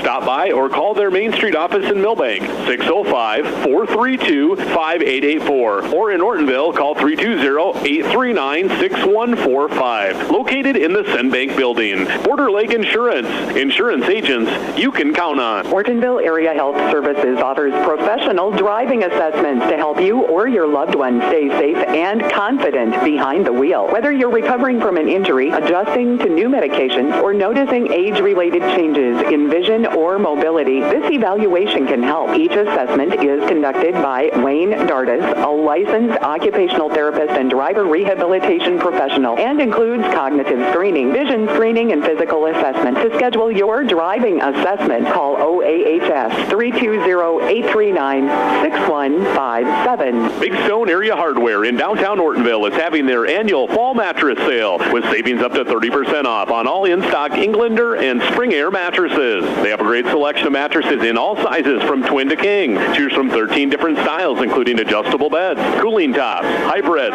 memory foam, flippable mattresses, and more. Be sure to check out their closeout mattresses with even bigger discounts. Big Stone Area Hardware is locally owned, and they offer great local service with delivery, warranty claims, and great pricing during their fall mattress sale. Big Stone Area Hardware, downtown Ortonville. It is 7 minutes past 8 o'clock and 64 degrees outside. Depending on where you are, you might be getting rained on, and you aren't alone. We have got a chance of showers tonight, a chance of showers tomorrow, but then it should be out of here. Low tonight, 60 degrees. High tomorrow, 69 degrees. We will see the sun, it sounds like, on Sunday, and 73 degrees. Right now in Morris, we are at halftime, and we will go back to Adam and Russ.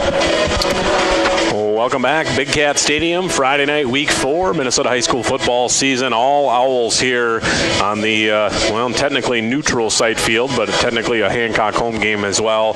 Owls would lead 22-0 after one quarter. Let's run through our first half scoring recap.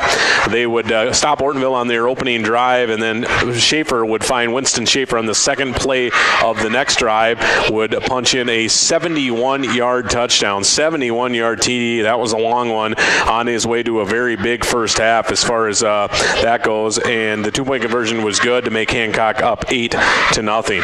On the second drive, Ortonville goes 3-and-out and a punt, and that would set up from the Ortonville 38 a short field, and Kellenberger would find a 25-yard touchdown on a run play with the two-point conversion, no good, to make it 14-zip Owls. Trojans then would go turnover on downs to set up the third score of the first quarter.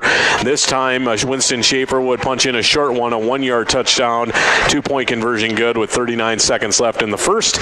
Owls would lead 22-0, and that would be their lead after one quarter. Into the second quarter action, and the Owls would score once again on their next drive after a Trojan 3-and-out and a punt. This time, Luthi would find a long strike on a pretty wild play. It rolled to his left, all the way back to his right, nearly went out of bounds, then came back to his left, and then he found an absolutely wide-open Gunnar Kerfman. So it was Brady Luthi to Gunnar Kerfman from 42 yards out. Two-point conversion no good, as Hancock would lead 28-0 on the Lewis Family Drug scoreboard. Trojans then on their next drive would actually force a fumble. After they would give up the ball, they would force a fumble, but Ortonville then would fumble it right back on the next play, and this time Luthi would find Kellenberger on a short 3-yard pass into the back of the end zone. Two-point conversion no good, 34-0 Owls, and that is our score here at the break. Hancock 34, Ortonville 0 after first half of play. We're going to take another quick break on our halftime show, a 2-minute timeout, and we'll come back with our first half stats. You're listening to Trojan Football. Hi, this is Mike with the Ortonville Independent. When quality and creativity matters, trust the name that's been delivering for years. The Ortonville Independent and Indie Prints. From big-time billboards to custom invites, we are your local full-service print powerhouse. With 8 in-house printers, we offer versatility and precision for items such as brochures, business cards, raffle tickets, envelopes, you name it, we print it. Choose local, choose experience, choose the Ortonville Independent and Indie Prints, where your ideas come to life. Runlin Excavating in Big Stone City does the job right. Whether you're building a new home, need fill, need to knock an old building down, maybe you need a new driveway. Well, that's what they do. It's always better to hire locally, and Runlin Excavating has been here for a long time to make sure the job is done the way you want it done. For all of your excavating needs, see Runlin Excavating in Big Stone City. Aslan Construction in Ortonville, Minnesota is known for their quality work. Additions to the Valley Queen Cheese Factory and First Bank and Trust, St. Lawrence School, Millbank Elementary, Ortonville Area Health Services, and the Big Stone County Highway Department Garage, and so many many other projects over the years. They are known for their quality work and professionalism on the job. That's what makes Haslam Construction the contractor you want for your building project. Go with the people you trust. Haslam Construction, Ortonville, Minnesota. Conroy Eye Care in Ortonville and Appleton has 20 years experience in the care and treatment of your eyes. Check with them for all your eye health needs. Glasses by Nike, Fitovers, Jimmy Choo, and Ray-Ban are just a few of the brands they feature. Dr. Chris always has the latest equipment for diagnosis and treatment for your eyes. Conroy's is a family eye clinic with care options for you and your family, and they offer emergency eye treatment after hours. Contact Conroy Eye Care at 320-839-2608. We are at halftime at Big Cat Stadium in Morris with Adam and Russ. All right, let's run through some individual and team stats here. We'll begin with the Ortonville Trojans. I have Ortonville for just 25 yards rushing as a team in the first half. Kirby Olson, 13 carries, 24 yards. For Kiefler, 3 carries for no yards. And Josh Haugen had 2 carries for 1 yard, so that adds up to 25. Through the air, Jacoby Kiefler was 3 for 8 for 21 yards, with pass completions to Avery Hughes, 1 for 16. And Martino Cochran has 2 catches for 5 for the 21 yards passing, so that adds up 46 yards of total offense here at the break.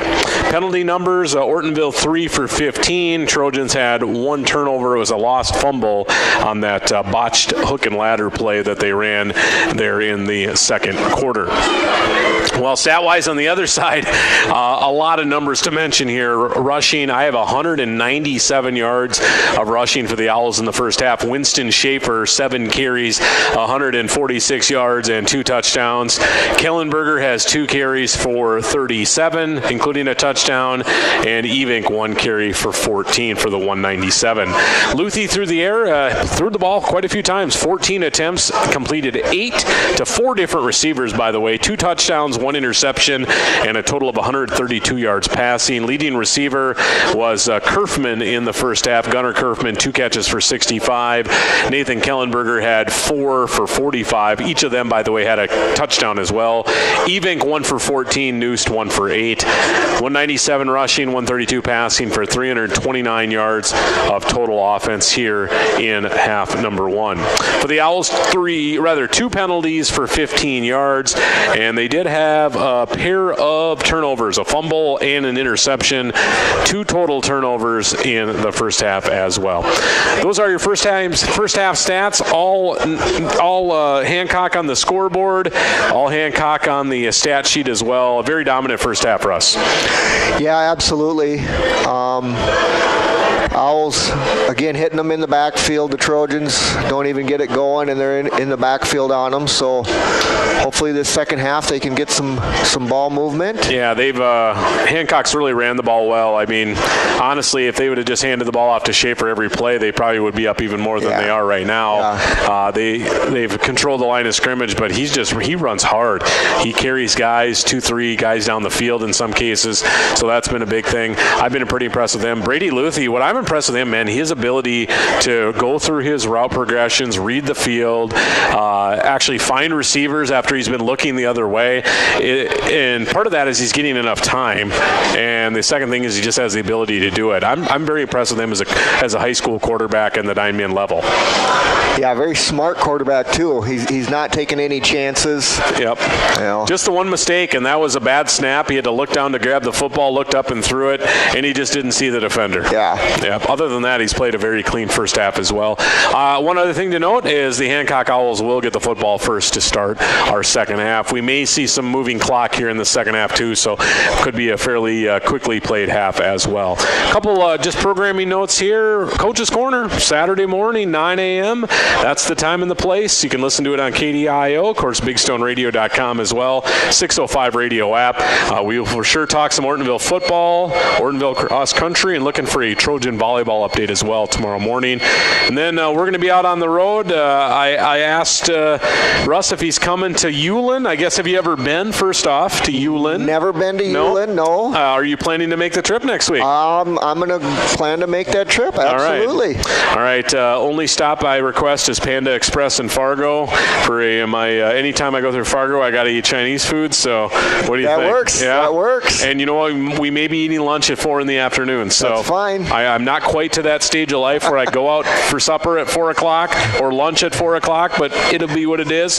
Yeah, at Norman County, East Hewlin, Hitterdal. Looks like about a 2.5-hour drive from either Ortonville or Millbank, right in that range as well.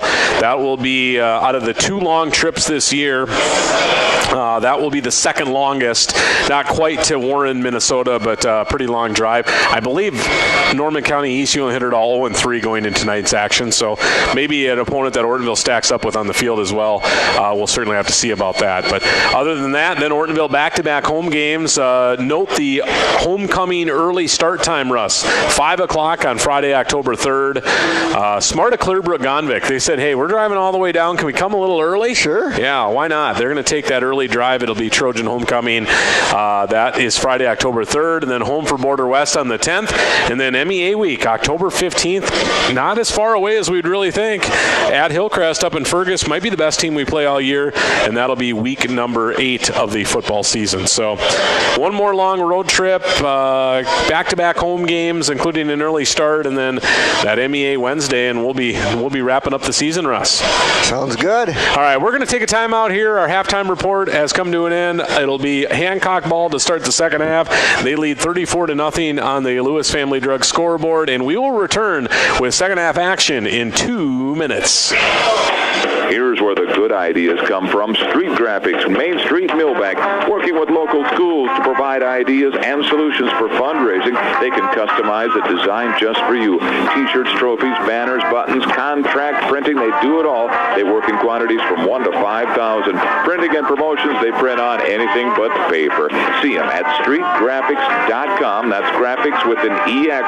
Main Street, Millbank, South Dakota, streetgraphics.com. Lewis Family Drug is your one-stop location. In addition to quality prescription and non-prescription drugs with free delivery, Lewis has a huge selection of everyday basics and name brands and specialty items, always at affordable prices. They carry seasonal items, fabrics, crafts, and groceries. Shopping at your local Lewis Drug is more simple and more rewarding than ever. Download the Lewis mobile app to add on-the-go convenience to your errands. Lewis Family Drug. Everyday savings close to home. Hi, this is Steve with Progressive Collision and Glass. Everyone wants their car looking great. Let my experienced staff at Progressive Collision and Glass help you. Whether it's accident damage, a cracked windshield, hail damage, or you just like your car cleaned and detailed and looking its very best. Did you know that we will even pick up your car and bring it to the shop for the needed repairs and detailing? Here at Progressive Collision and Glass, we go the extra mile for you. So stop by Progressive Collision and Glass or just give us a call at 839-2255. We're located right on Main Street in Ortonville. I have 30 seconds to tell you about the specials this week at Hartman Super Value in Ortonville. But what I'd rather talk about is their Red Tag Inflation Busters. Oh my gosh, it's a revolution. 2,000 plus Red Tag Inflation Busters across the store. Produce to pantry, dairy to deli. No other store protects your budget on this many products. Get into Hartman Super Value in Ortonville and check it out. It's serious savings for hard-working families. Hartman Super Value open 7 days a week, and there's no food sales tax in Minnesota. With the second half of tonight's game, here are Adam and Russ. All right, welcome back. Just about ready to get our second half underway with your third quarter play-by-play. He is Russ Minahan. Thank you, Adam. Hopefully we can get some ball movement here, maybe find the end zone once or twice in the second half. Yeah, we'll have to see, too. Right now we're currently not at the threshold for the running clock, but that may be a factor at some point in the second half as well. We'll have to see. So Hancock, who they won the opening kick and then they deferred and kicked off, they will get the football first here to start our second half. Really wasn't sure what to think when we were driving over as far as weather goes, but I mean, knock on wood, it might be the most comfortable night we've had the whole year. Oh, this is a beautiful night. Yeah. Beautiful weather out here. I certainly wasn't expecting that, but you know, the weather forecast coming into today said most of the rain would happen before 5 o'clock, and so it looks like that probably is fairly accurate. And you're saying the weathermen were correct tonight? I don't know. Well, when it was pouring halfway between Ortonville and Hancock at about 5:30 tonight, I was thinking that they weren't right, but looks like maybe they were. I just needed about a half inch to water my fertilizer in my yard, and after that I didn't need more rain. And you know, if you farm a field or run a golf course, you didn't need any more rain either.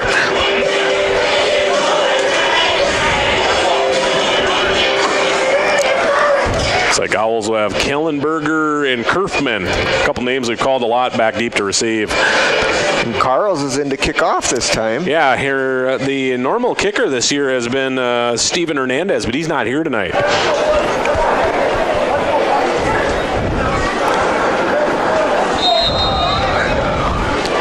And we're underway. Squib kick down the field. Picked up by the Owls at the 24-yard line. Nice return. A couple tackles broken. Still on his feet. Out to about the 43-yard line for the Owls. Looks like maybe they've cut the quarters down to 10-minute quarters here, Russ, as I see 9:46 on the clock already. Sure. You know, I'd say we talked a little bit about this on our drive about how Ortonville wanted to approach this season, and being a young, inexperienced team with not a ton of kids, they had asked teams, you know, hey, can you play more of your JV kids? And I think for the most part, most teams have been very accommodating of that. We saw last week with the shorter quarters in the second half, Hancock obliging as well tonight as well. And I'm guessing we'll see running clock probably regardless in the fourth quarter. Sure. We got starters in yet at quarterback, Luthi, with Schaefer in the backfield. Drop back to throw. Down the field. Ooh, off the fingertips. Yeah. Noosed was open. He was off the fingertips. Again, what you see Incomplete. is what Hancock likes to do is they like to have their receivers run kind of like tandem or opposite routes. So one guy goes inside, the other goes outside. One guy goes deep, one guy goes underneath. And it's been very effective. They've had guys open throughout the entire game. Gave Noosed a chance to maybe make a big play. Instead, it's an incompletion. Second down and 10. And that pistol shotgun, Schaefer, he looks like he's ready for a carry here. We'll have to see if they give him the ball, but he looks ready, doesn't he? Yes, he does. Yeah. Not this time. Snap. Pass down the field, complete. Nice catch by Kellenberger. Kellenberger down about 17 yards. High points the ball, run after catch. Pretty much everything you can ask for out of a wide receiver. Absolutely. Of course, he's got good size, 6'1", 6'2", senior. He's played a lot of high-level football. And good strong hands. That ball gets over there, and the ball is moving, and he's just reaching up and pulling out of midair. Another one of those Luthi throws, too. Kind of a half sidearm little zip pass, but he gets it there. Yeah. Drops back to pass again for Luthi. Airs it out down the field. Oh! Just off the fingertips of Kellenberger that time. Actually, I believe that might have been Evink over there. Evink? Yeah, that was Evink down the field. 84 right. Cole Evink. Yep. Just a sophomore, 6'3". Good-looking player.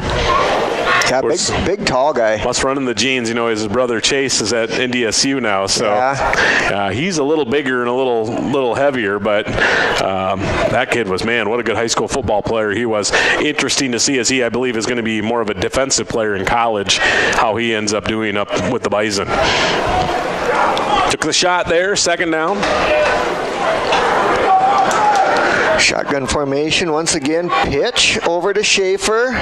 Rounds the corner to the left. Lots of running room. Past the 20, inside the 10, down into the end zone. Flag on the play. 40-yard touchdown run for Schaefer, but we'll see what they called. I think that one's coming back at the 36. Man, once Schaefer gets running full speed, good luck tackling him. He just runs so tough. So waiting for the call here from the officiating crew behind the play. And it's going to be on Hancock, illegal block. 10-yard penalty from the spot of the foul.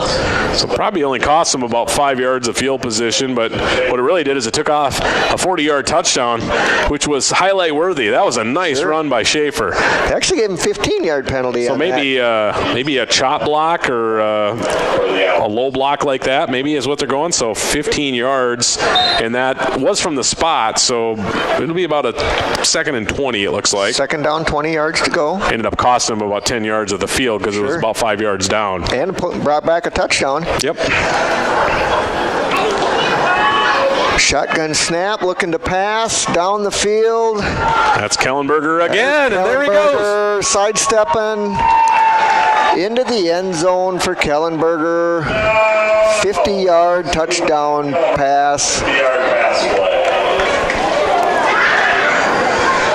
Right down the sideline, he was tiptoeing. That was a long developing play. I mean, Luthi didn't throw that for probably 5 seconds after he snapped it because Kellenberger had to go down and then all the way across the field and he was able to make the play. Luthi's third TD of the night. Owls will go for 2 with a 40-0 lead. Lewis Family Drug scoreboard. Coming in with the play late here. Luthi hustling with Noost. I don't know if they're going to get there or not. 4 seconds on the clock. Everybody's set here with 1, and looks like the Owls are going to burn a timeout. And Russ, I think we should take one as well. All right, back to the studio for a 30-second timeout. Border Lake Insurance in Millbank and Ortonville is your locally owned independent insurance agency. As an independent insurance agency, Terry Holquist and staff at Border Lake Insurance have access to multiple companies that offer home, farm, auto, commercial, life, and health products. Border Lake Insurance has 2 convenient locations.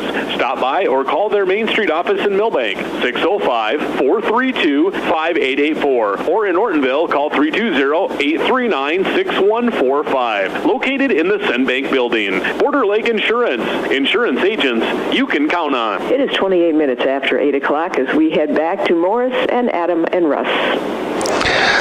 All right, welcome back. Big Cat Stadium. Still waiting for the 2-point conversion try for the Owls. Yeah, Owls a little bit mixed up with their play. Haven't really seen that tonight. They've been just efficient in and out of their huddles. You know, really ran that well, but just couldn't get that play quite figured out. So shotgun formation for Luthi. Watch that dump down high side left. They got the trips bunched up over there. Now they motion more into a balanced set with Noose coming to the near side. And looking to pass into the end zone. Ooh, tight window, but they find him. That'd be number 6, Kellenberger. Yeah, he's been very active with a big game now tonight. Owls up big, 8:34 to play. It's 42-0. And I think we'll take a quick 30-second break. Margaret, you're listening to Trojan Football on KDIO.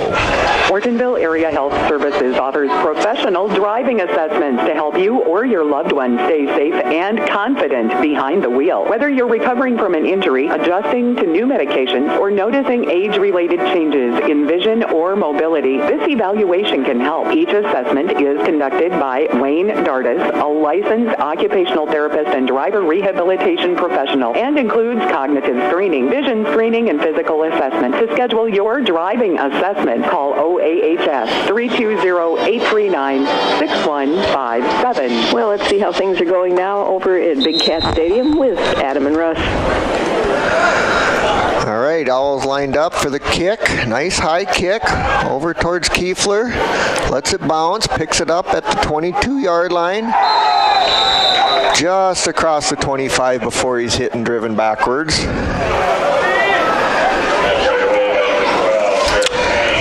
Owls with a 42-0 lead, and they will see Ortonville get the ball for the first time here in the second half. They're going to spot the ball about the 26-yard line for the Trojans. 26 yards.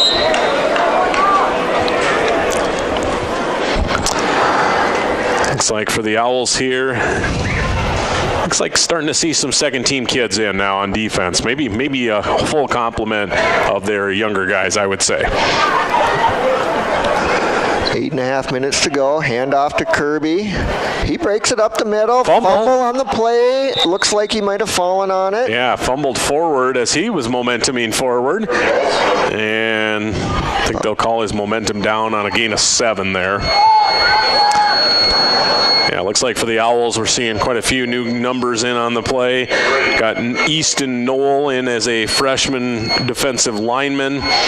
Emmett Charles down on the line as well. Let's see if I can get the third number there. I believe it's Barrett Charles at a left DN, so all new defensive linemen. Looks like they go linebackers and DBs as well. Delayed handoff here. Handoff to Olson up the middle. He's close to the first down. I think they're going to give it to him. Yeah, near side official says we're not measuring it. We're going forward. First down. Yep. Ortonville, I want to say third first down of the game, yeah, I believe. I don't keep track of those, but my memory tells me that it would be the third.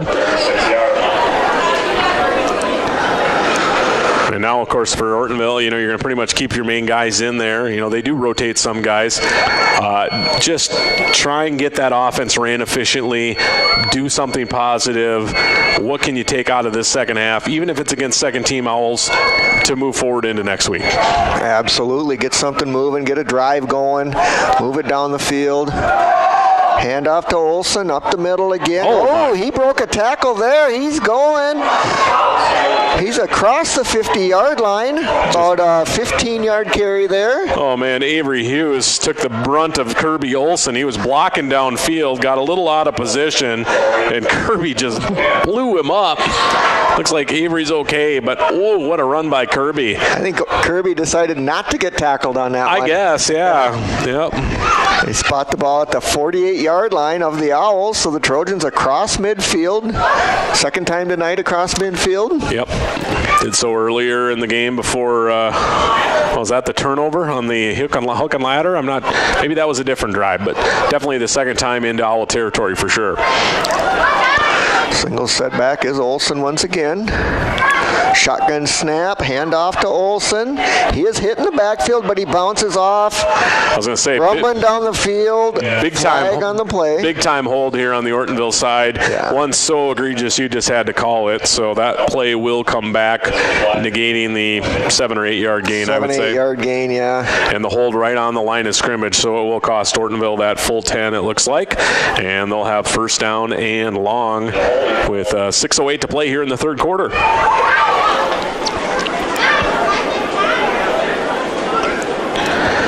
The Owls may be warming up a new arm on the near sideline. I see it number 22, Oliver Rinkenberger. I'm not sure if he's the backup QB or maybe these guys are just playing catch here.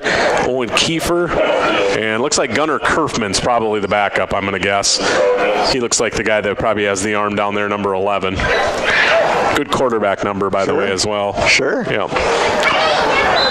I believe Carson Wentz is wearing number 11 now. Yeah, he is. Yeah, I was having flashbacks to Wade Wilson and Dante Culpepper.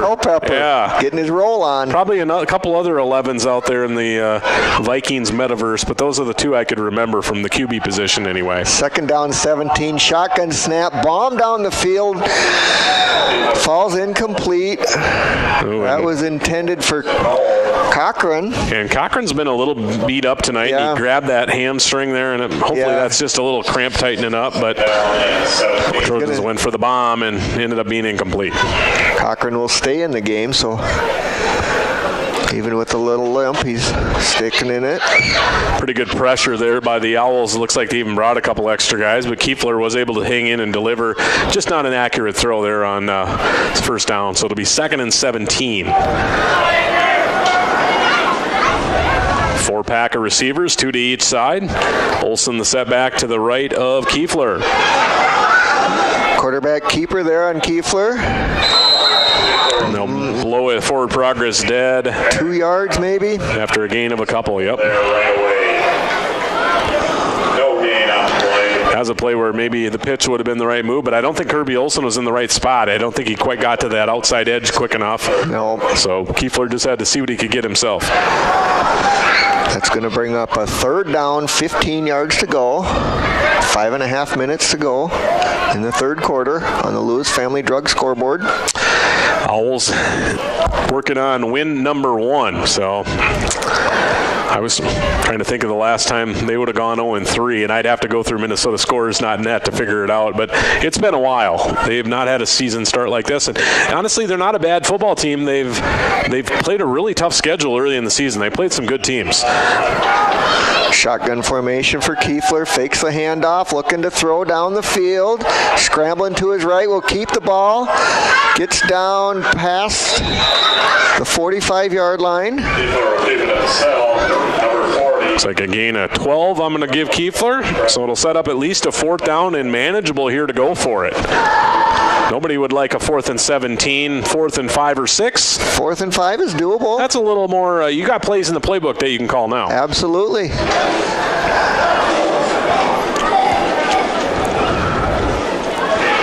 Taking just a minute on the play call here. Yeah, still plenty of time, and about 17 on the play clock. Play brought in by Peyton Bauer.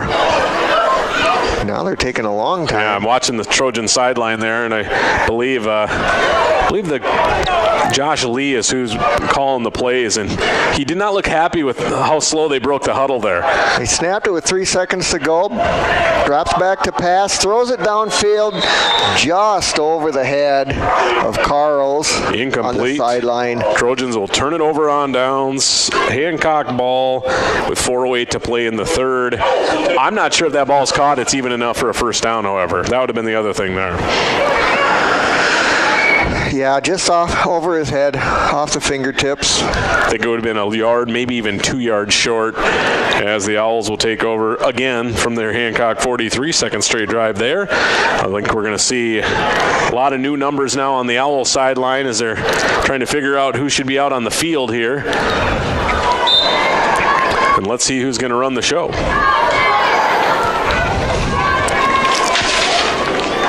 Looks like the quarterback is going to be Oliver Rinkenberger, number 22. So Rinkenberger in the pistol. Hands it off, pitches back. Looks like about a 6-yard gain. 15 the number there. That is Barrett Charles. Give Trayshawn Jones the tackle. They gave him about a 6-yard gain on that. First rushing attempt of the second half. So they aired it out a little bit that first drive with Luthi, and now probably going to go to the run game quite exclusively, I would say, here in the second half. Yeah, 22 is Oliver Rinkenberger, 5'5", freshman, 22. Barrett Charles, a 5'8", freshman, 170, number 15 in the backfield. Pitch to Charles once again, off to the right. He is hitting the backfield, but he does not go down, driving it forward. Good enough for a first down before he's pushed out of bounds. And actually, that's Jarrett Payne, number 12, and I'm wondering if I got my numbers mixed up there a little bit. Thought it was a 15, but it looks like it was a 12. Actually, though, they're rotating them, so 12. Yeah, they're in and out. Did you see the yardage on that one, by the way? About an 8-yard gain. About an 8-yard gain. First down on the 45 of the Trojans. Amazing how fast that clock can roll once you see some runs in bounce, and the clock just keeps going. Rinkenberger. That's Payne again. Right up the middle. Gain of about 3. Seeing some new numbers on the Trojan field. Number 60, Luke Claypool in on defense. 45, Trayshawn Jones, also up front. He's mixed in some on the field already here early. Sabrine Panama in at a defensive line position. You got Bauer, Haugen. And let's see the other number there. Looks like Eden Nelson in at the linebackers. Kiefler and Hughes are the DBs, and the safety is Bryson Carls. Sometimes I feel like I don't say those defensive kids quite enough, so I'd like to mention their names when we can. Another new running back, number 15. Fake the handoff to him. Throw down the field. Caught by number 9. Breaks the tackle. Brings it back. Down inside the 15 to about the 12-yard line. Gain of 30. That's number 9, Noel, his first catch of the night, N-O-H-L, for those that like to keep track of those names back home. Pretty good play there by Rinkenberger, his first throw of the night. Absolutely. Dead on accurate. Yep. And the Owls are threatening in Trojan territory inside the red zone here. 1st and 10 from the 12-yard line. Minute to go. Third quarter. Rinkenberger in the shotgun. Looks like another new number in the backfield. 27 gets that's Messner. Messner gets the pitch back. Big hit. Big collision. He might have got the first down to about the 1-yard line. Did not get in the end zone. Gain of about 11. So we've seen Charles, Payne, and Messner all get carries on this drive. As they'll wind the clock, 1st and goal with inside 50 seconds to play here in the third quarter.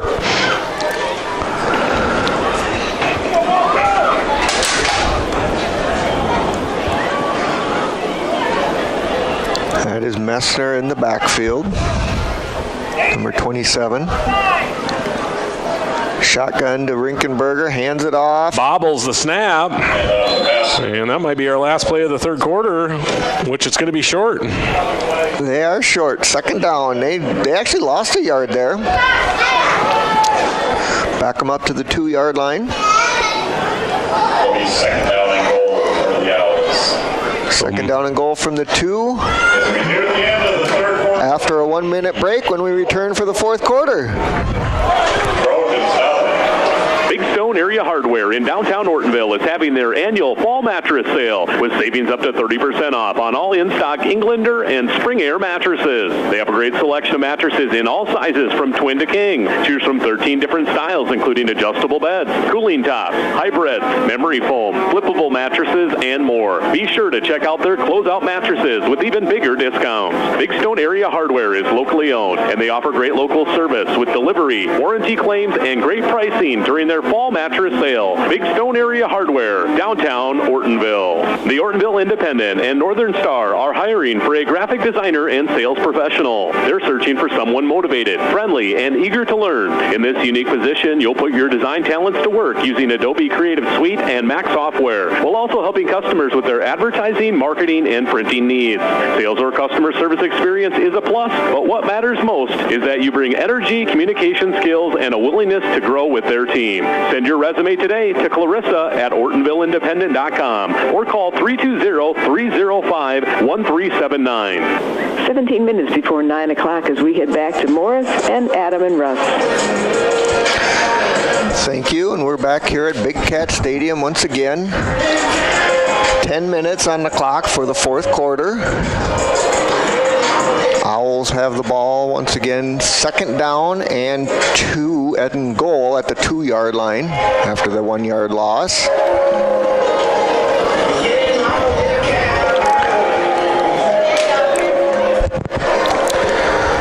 Well, 10 minutes to play here. Let's see what the Trojans can do as far as defense goes. Got a little bit of a break on that kind of bad exchange, and so it'll be 2nd and goal from the 2. Rinkenberger still in at quarterback. Messner the lone setback. Shotgun formation. 2 wide receivers on each side. Pitch in the backfield to Messner. Nice play there. I believe Hughes on that side. Got past a wide receiver, and it was a one-on-one play, and he made it. Might have lost a little bit there. I'm going to give him a 1-yard loss again. Trojans making a stand here on the goal line. Okay. 3rd down and goal from the 3. Yeah, 1st and goal from the 1, 2nd and goal from the 2, 3rd and goal from the 3. I don't want to get in trouble with the FCC, so I had to correct that. His uncle did not play for the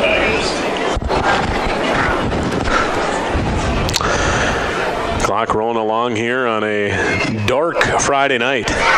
No stars in the sky that I can see. Rinkenberger in the shotgun. The back is Charles, by the way, back in. Drop back to throw. Into the end zone. Oh. Caught by Messner. Rinkenberger to Messner. Looked like it was going to be intercepted. Yeah, throw was well short, but the receiver adjusted to it better than the defender did. Yes. And it's a 3-yard TD from Rinkenberger to Messner.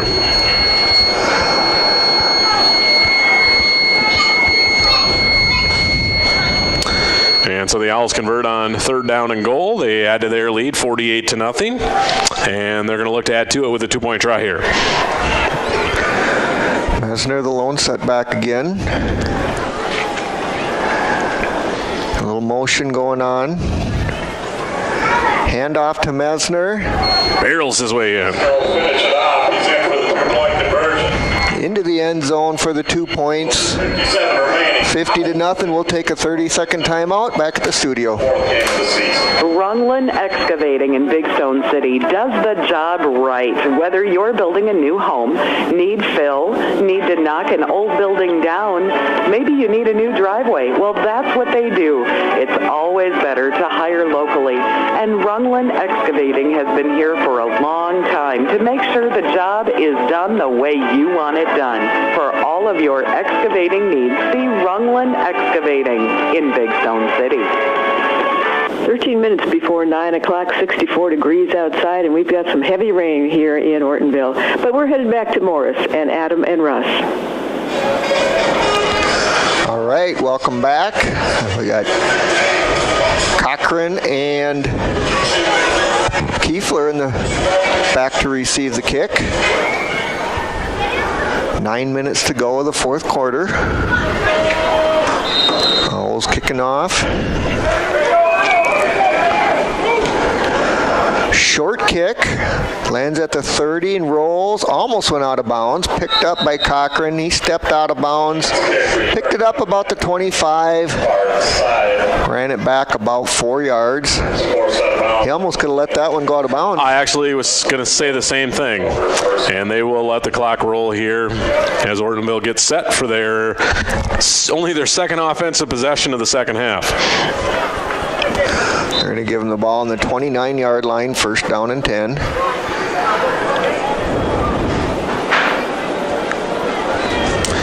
Owls, by the way, their next action will be, as I flip my pages here in my trusty book, they are going to be, well, they got a little drive. They go to Fertile Bell Trammy next week. Or actually, check that. They're at Underwood next week, and then Fertile Bell Trammy the week to follow, and then they go home to end the season. Oh, quarterback keeper, he throws it. And it'll be an incompletion. Incomplete pass. Oh, that was a great play by Kiefler. I mean, it goes down in the book as just a no-gain incompletion, but he was hit in the backfield on that quarterback sprint out, spun completely in a circle as they were trying to whip him down, and they couldn't get him down, so he just threw the ball. Instead of a 4-yard loss, well, at least, yeah. Incomplete. Yeah, maybe even more than that. Yeah. Yeah, so again, Hancock goes at Underwood, at Fertile Bell Trammy, and then home Rossay, home Foston. So a different cross-district matchup for them. Ortonville, as I said, at Norman County East, Deerland, Hitterdall, home Clearbrook, Gonvick, home Border West, at Hillcrest. Olson gets the handoff. Just plots his way forward for a couple. About 2 yards on the carry. Maybe pile, 3. Big pile there as well. They're going to give him a generous spot there and give him 3 yards. All right. 15 Charles, 34 Noel. Going to be 3rd down and 7. You know, looking at the section standings here, and really it looks like Hillcrest is far and away the best team in the section. I think Hancock will continue to improve as the year goes on, but Hillcrest beat Border West by quite a bit, and they're going to be maybe the number 2 seed when it's all said and done. Trojans taking their time calling this play in. Now they line up shotgun formation. 2 wide near side right, 1 to the high side left. That's Cochran. Maybe go man-to-man on him with a throw. Trojans could have maybe been called for a play of a clock violation. Pass. Dropped. It was a decent pass. Good pass. Bauer was wide open on the flat underneath here near side, and just an old-fashioned drop there, Russ. Yep, just couldn't hold on to it. I'd love to radio explain my way out of that one, but there was no explaining. He was open by 10 yards, and he just dropped the ball. Yep. 4th down and 7. Already across the halfway point of our 4th quarter here, although technically we're only playing a 10-minute quarter, so maybe not, I guess. Inside 6 anyway. Right. Trojans go for it on 4th down, looking to throw. Airing it out down the field. Oh, he had a chance at it. That pass was intended for Haugen. He was covered, but he had a chance to make it. Yeah, could not hold on. Adjusted to the ball pretty nice. Had to basically spin all the way around. Coverage by Meyer Jose. Just a freshman, 5'6", 110. Man, last time I weighed 110 pounds, I was in 6th grade, Russ. What are you doing? Yeah. So it's a turnover on downs. You know, it's always interesting, too, and I don't think you'd see this on the radio, or you wouldn't hear this on the radio, you wouldn't probably see it on our video stream, but these coaches, they coach up sometimes the JV kids even more than the varsity kids. Sure. They're excited to see them out there and getting some run in the varsity game, and that freshman made a play, and you thought they just won a huge conference game or something the way they celebrated there. Absolutely.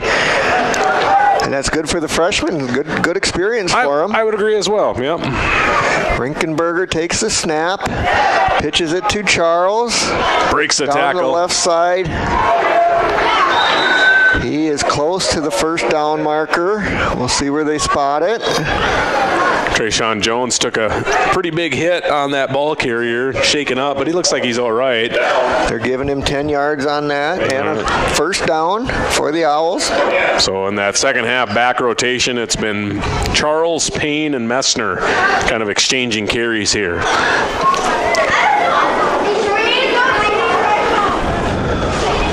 Four minutes to go. 4th quarter. So you engage Larson out there getting a little bit of time as well. Actually checked out, and he's coming right back in. They needed another guy on the line.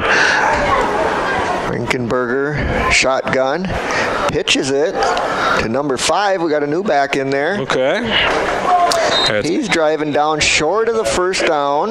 Asher Björkvet. Looks like about 9 yards. A little bit of more of an athletic kind of receiver-looking type back there, but made a nice run. Going to bring up. They gave him 8 yards on that. 2nd down and 2.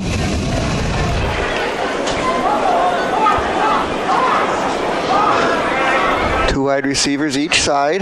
Björkvet stays as the deep back out of that pistol. And he gets the pitch. Björkvet comes near side. He lost the ball. Okay, did he? Thought there was a hold, but now they're going to say he got it back. Down at the 7. Pretty nice gain there. What, 8 or 7 or 8 yards, I would say? Yeah. That'll be enough for another Hancock Owl. Enough for a 1st down. Going to be spotted at the 7-yard line. 1st and goal for the Owls. 2.5 to play. Owls driving, leading big here, 15-0 on the Lewis Family Drug scoreboard. Let's see if we can get a defensive stop here. Yeah, that outside run has been pretty effective here, and even with some of these second-teamers in. Rinkenberger in shotgun. Going to throw. Looking to throw. Into the end zone. Knocked down. Tip. Olsen almost intercepted it. No, he might have knocked it down, too, actually. I'm not sure. He batted it up in the air and went for the interception right at the goal line. Okay.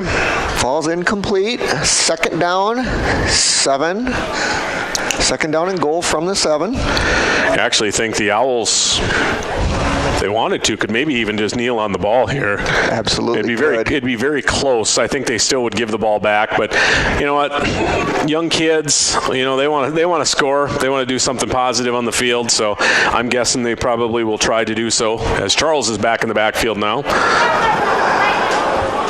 Rinkenberger pitches it to Charles. He falls down.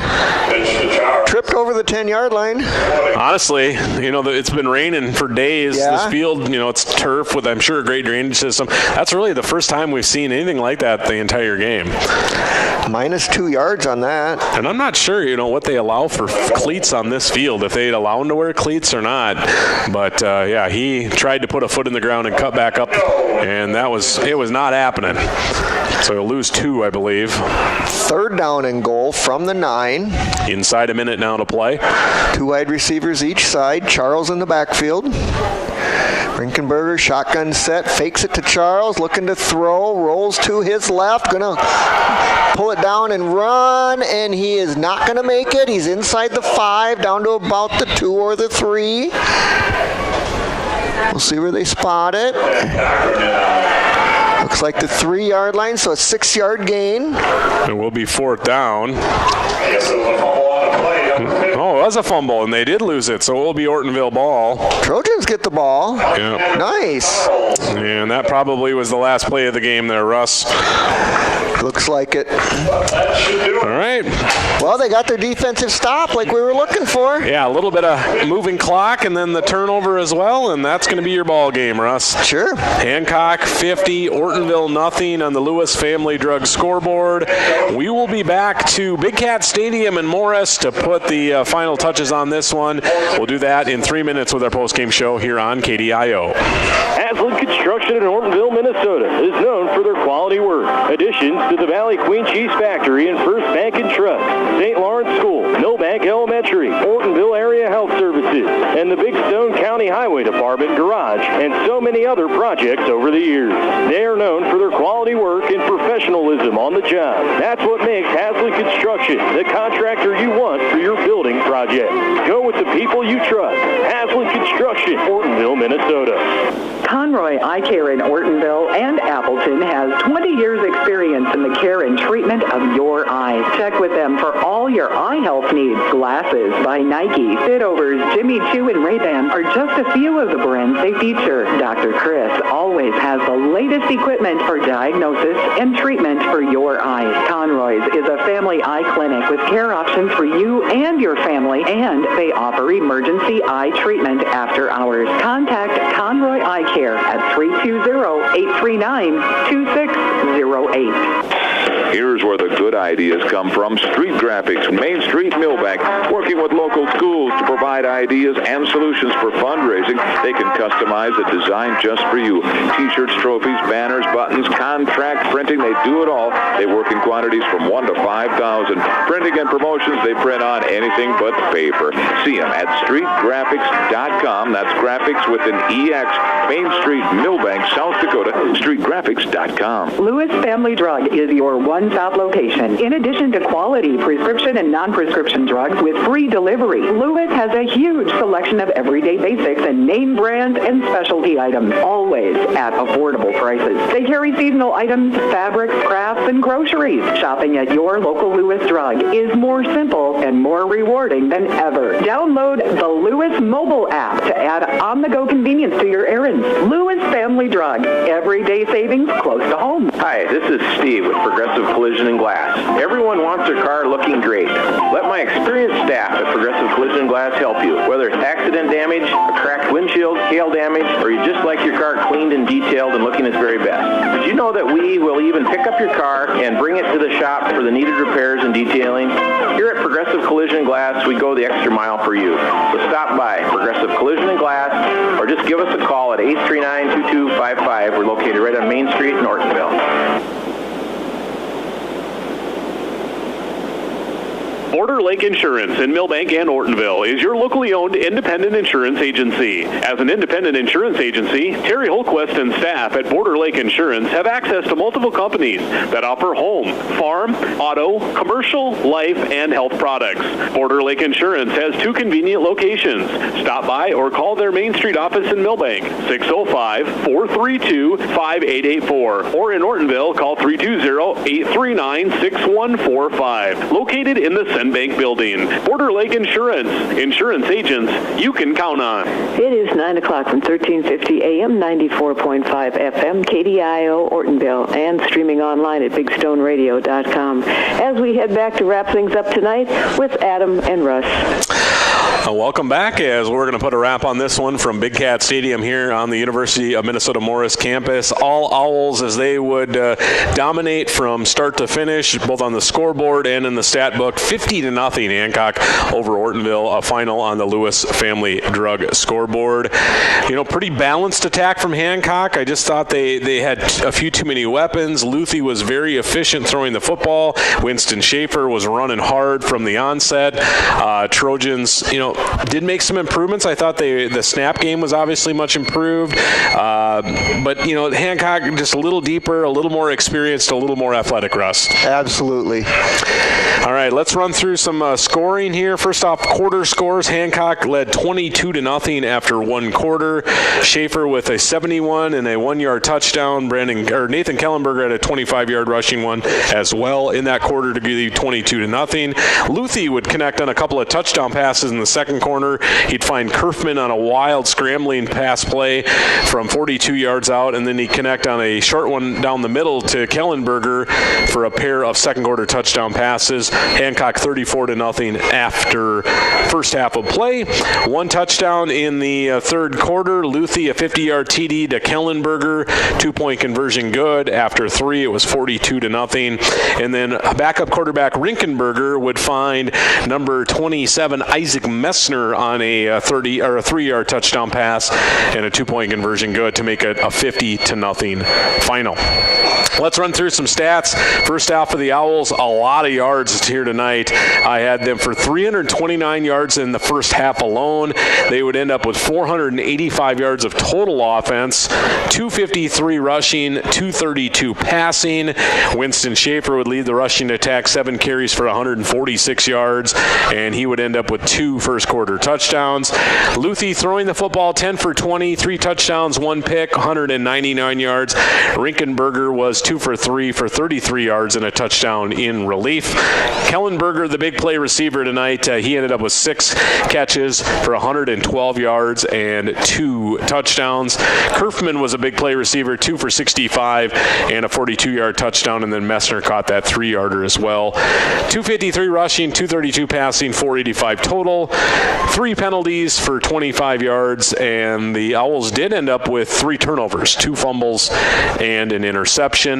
Next up for Hancock, they will make a fairly short trip as far as nowadays in high school football.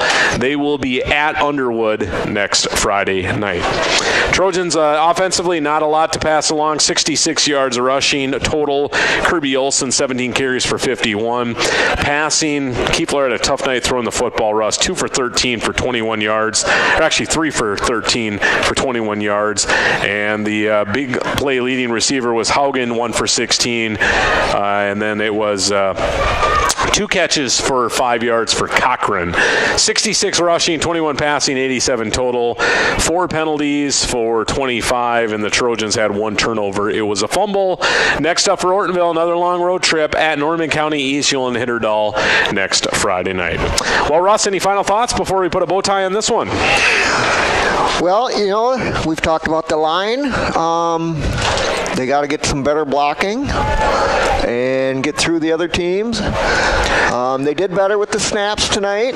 That was good to see. There was only 1 bad snap, but they did get it. And it was just kind of a low one. Yeah. It wasn't really that bad. Yeah, it wasn't terrible. That was much improved, I would agree. So, yeah, we'll look for some more improvements next week. Health-wise, it looked like Cochran was a little bit shaken up a few times, but otherwise I think they did pretty well to get through this one tonight. Sure, he even stayed in the game, and he looked limping a little bit, but looked okay.